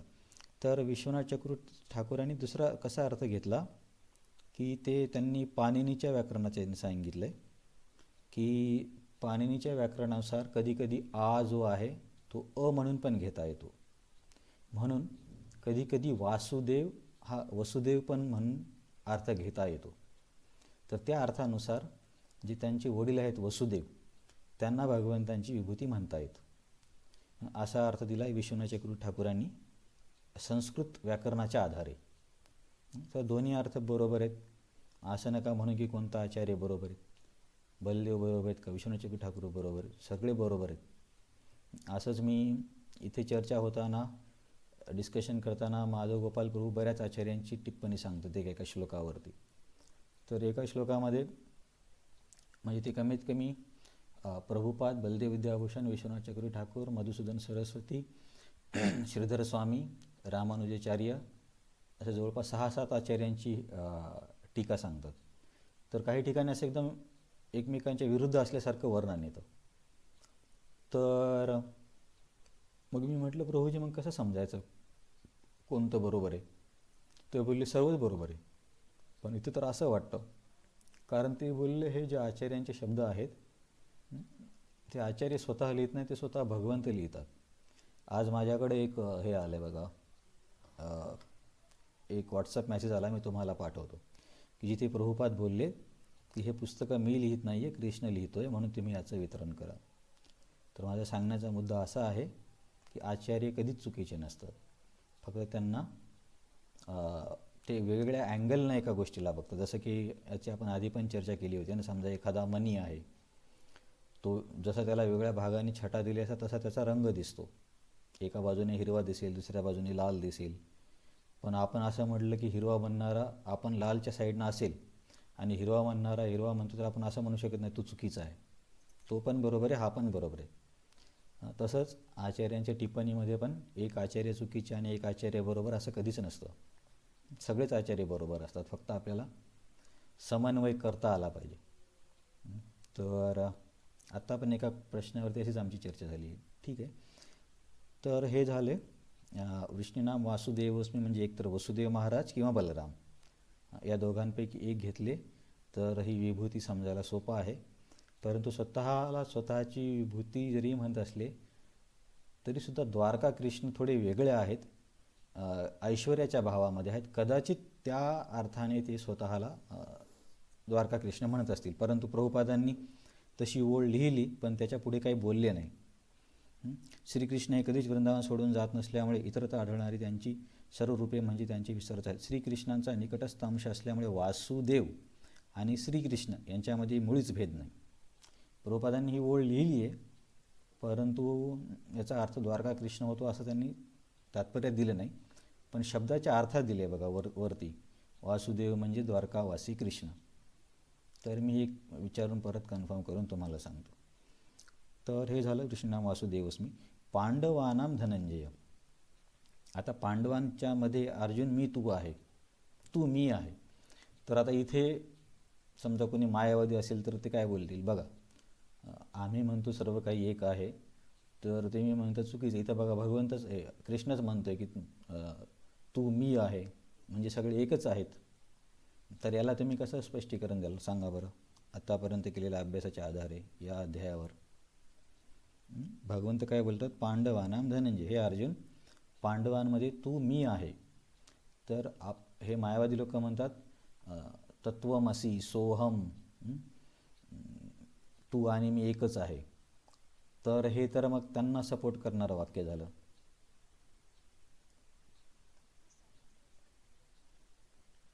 सर्वश्रेष्ठ जरी म्हटलं तरी तू मी आहे असं म्हणतायत ना. अर्जुन समोर उभाच आहे त्यांच्या, त्यालाच बोलतायत भगवंत. अर्जुन पांडवांमध्ये अर्जुन आहे, मग त्यालाच बोलले असतील ना अर्जुन तू आहे म्हणून. तर आताच आपण चर्चा केली ना की ह्या विभूती म्हणजे भगवंत नाही आहेत, त्यांचं ऐश्वर प्रकटीकरण किंवा त्यांना स्मरण करण्यासाठी मदत करणाऱ्या गोष्टी आहेत. तुम्हाला मी बोललो ना, याचा अर्थ असा नाही की सिंह म्हणजे कृष्ण किंवा वडाचे झाड म्हणजे कृष्ण किंवा जुगार म्हणजे कृष्ण, असं नाही आहे. तसंच अर्जुन म्हणजे कृष्ण नाही आहे. जर एखादा व्यक्ती तुम्हाला बोलला की तर सांगितले अर्जुन म्हणजे मीच आहे, तर मग त्याला सांगायचं की भगवंत बोलले सिंह सिंह पण मीच आहे, मग आता सिंहाची पूजा कर. मग तर असं स्पष्टीकरण देता येतं. तर ठीक आहे.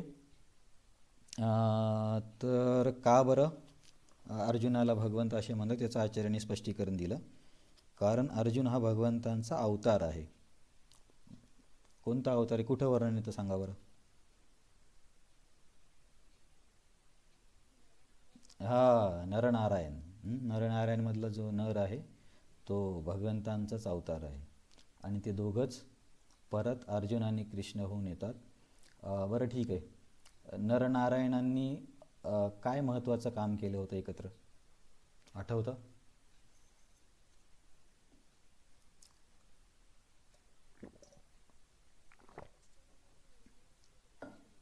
हां, परफेक्ट. तर एक सहस्र कवच नावाचा राक्षस होता. तर त्याला असं वरदान होतं की 1000 दिवस नाही, 1000 वर्ष तपस्या करून जे काही तपस्येचं बळ मिळेल त्या तपस्येनं त्याचं एक कवच भेदलं जाऊ शकतं. म्हणजे त्याला माहीत होते की 1000 कवच तोडायचे म्हणजे ते किती किती वर्ष तपस्या करावं लागेल. 1000 किती झाले, 10,000 लाख, 10 लाख वर्ष. तर एवढं कोण करणार आहे. आपले विश्वामित्र 60,000 वर्षे करू शकले.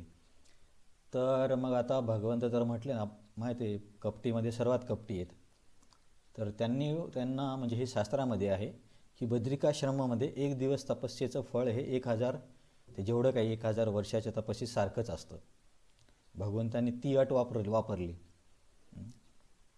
हे मला कधी कधी ट्रिग्नॉमेट्रीसारखं वाटतं. तुम्हाला त्रिकोणमिती असते ना, की याचा नियम असा होतो म्हणून हे इथं घ्यायचं, किंवा चेससारखं. तर हे दोघांनी तिथे गेले बद्रिकाश्रममध्ये.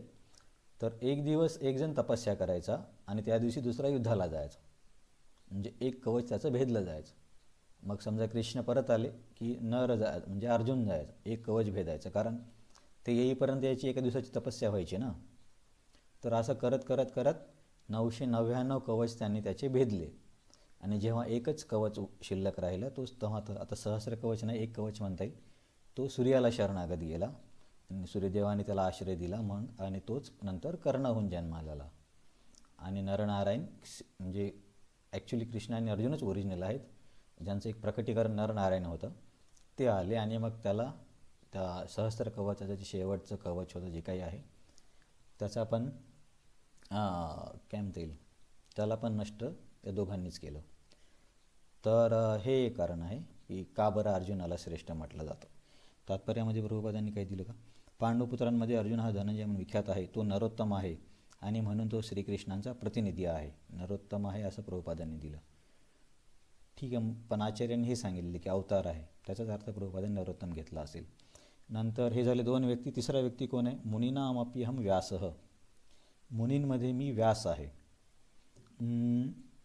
मुनींमध्ये व्यासदेव सर्वश्रेष्ठ आहेत, कारण कलियुगातील जनसामान्यासाठी त्यांनी वेदांचे अनेक प्रकारे विश्लेषण केले. व्यासदेव हे श्रीकृष्णांचे अवतार म्हणून जाणले जातात. आता सांगा बरं कुठले अवतार आहेत व्यासदेव. मी तुम्हाला पण मी तुम्हाला ते कॅटेगरी सांगितल्या होत्या ना, की अवतार तर अनंत आहेत, पण त्यांना आपण कसं विभागतो. हां, परफेक्ट, शक्त्यावेश अवतार. साहित्य शक्तीने म्हणजे आता आवेश म्हणजे काय, त्यांच्यामध्ये ती शक्ती दिली आहे. साहित्यिक आवेश शक्ती असं म्हणू शकतो. त्या साह्याने जे अवतार आहे ते शक्त्यावेश अवतार. तर व्यासदेव शक्त्यावेश अवतार आहेत, तसे नारद मुनी पण आहेत. म्हणून कदाचित प्रभुपाद बोलले व्यासदेव हे कृष्णांचे अवतार म्हणून जाणले जातात. यास्तव व्यासदेव हे श्रीकृष्णांचेच रूप आहे, म्हणजे विभूती आहे. का बरं त्यांना श्रेष्ठ म्हटले एवढ्या मुनींमध्ये असं. नंतर कवीना मुषना कवी. कवी म्हणजे कोणत्याही विषयाचे सखोल चिंतन करू शकणाऱ्या व्यक्तींना कवी म्हणतात. आता आपण कवी म्हणजे कविता लिहिणारा कवी असं नाही, कवी शब्दाचे वेगवेगळे अर्थ आहेत. कवी म्हणजे बुद्धिमान पण होतं. तर बुद्धिमान लोकांमध्ये भगवंत म्हणतात की मी शुक्राचार्य आहे. ते अत्यंत बुद्धिमान आणि दूरदर्शी राजकारणी होते. तर आता बरंच लेट होतं आहे, तर शुक्राचार्याचं थोडंसं वर्णन आहे. त्यांची काय चूक झाली होती किंवा त्यांची नीती योग्य आहे का अयोग्य आहे ते आपण पुढच्या वेळेस बघू आणि मोस्टली आपला अध्याय पण संपून जाईल.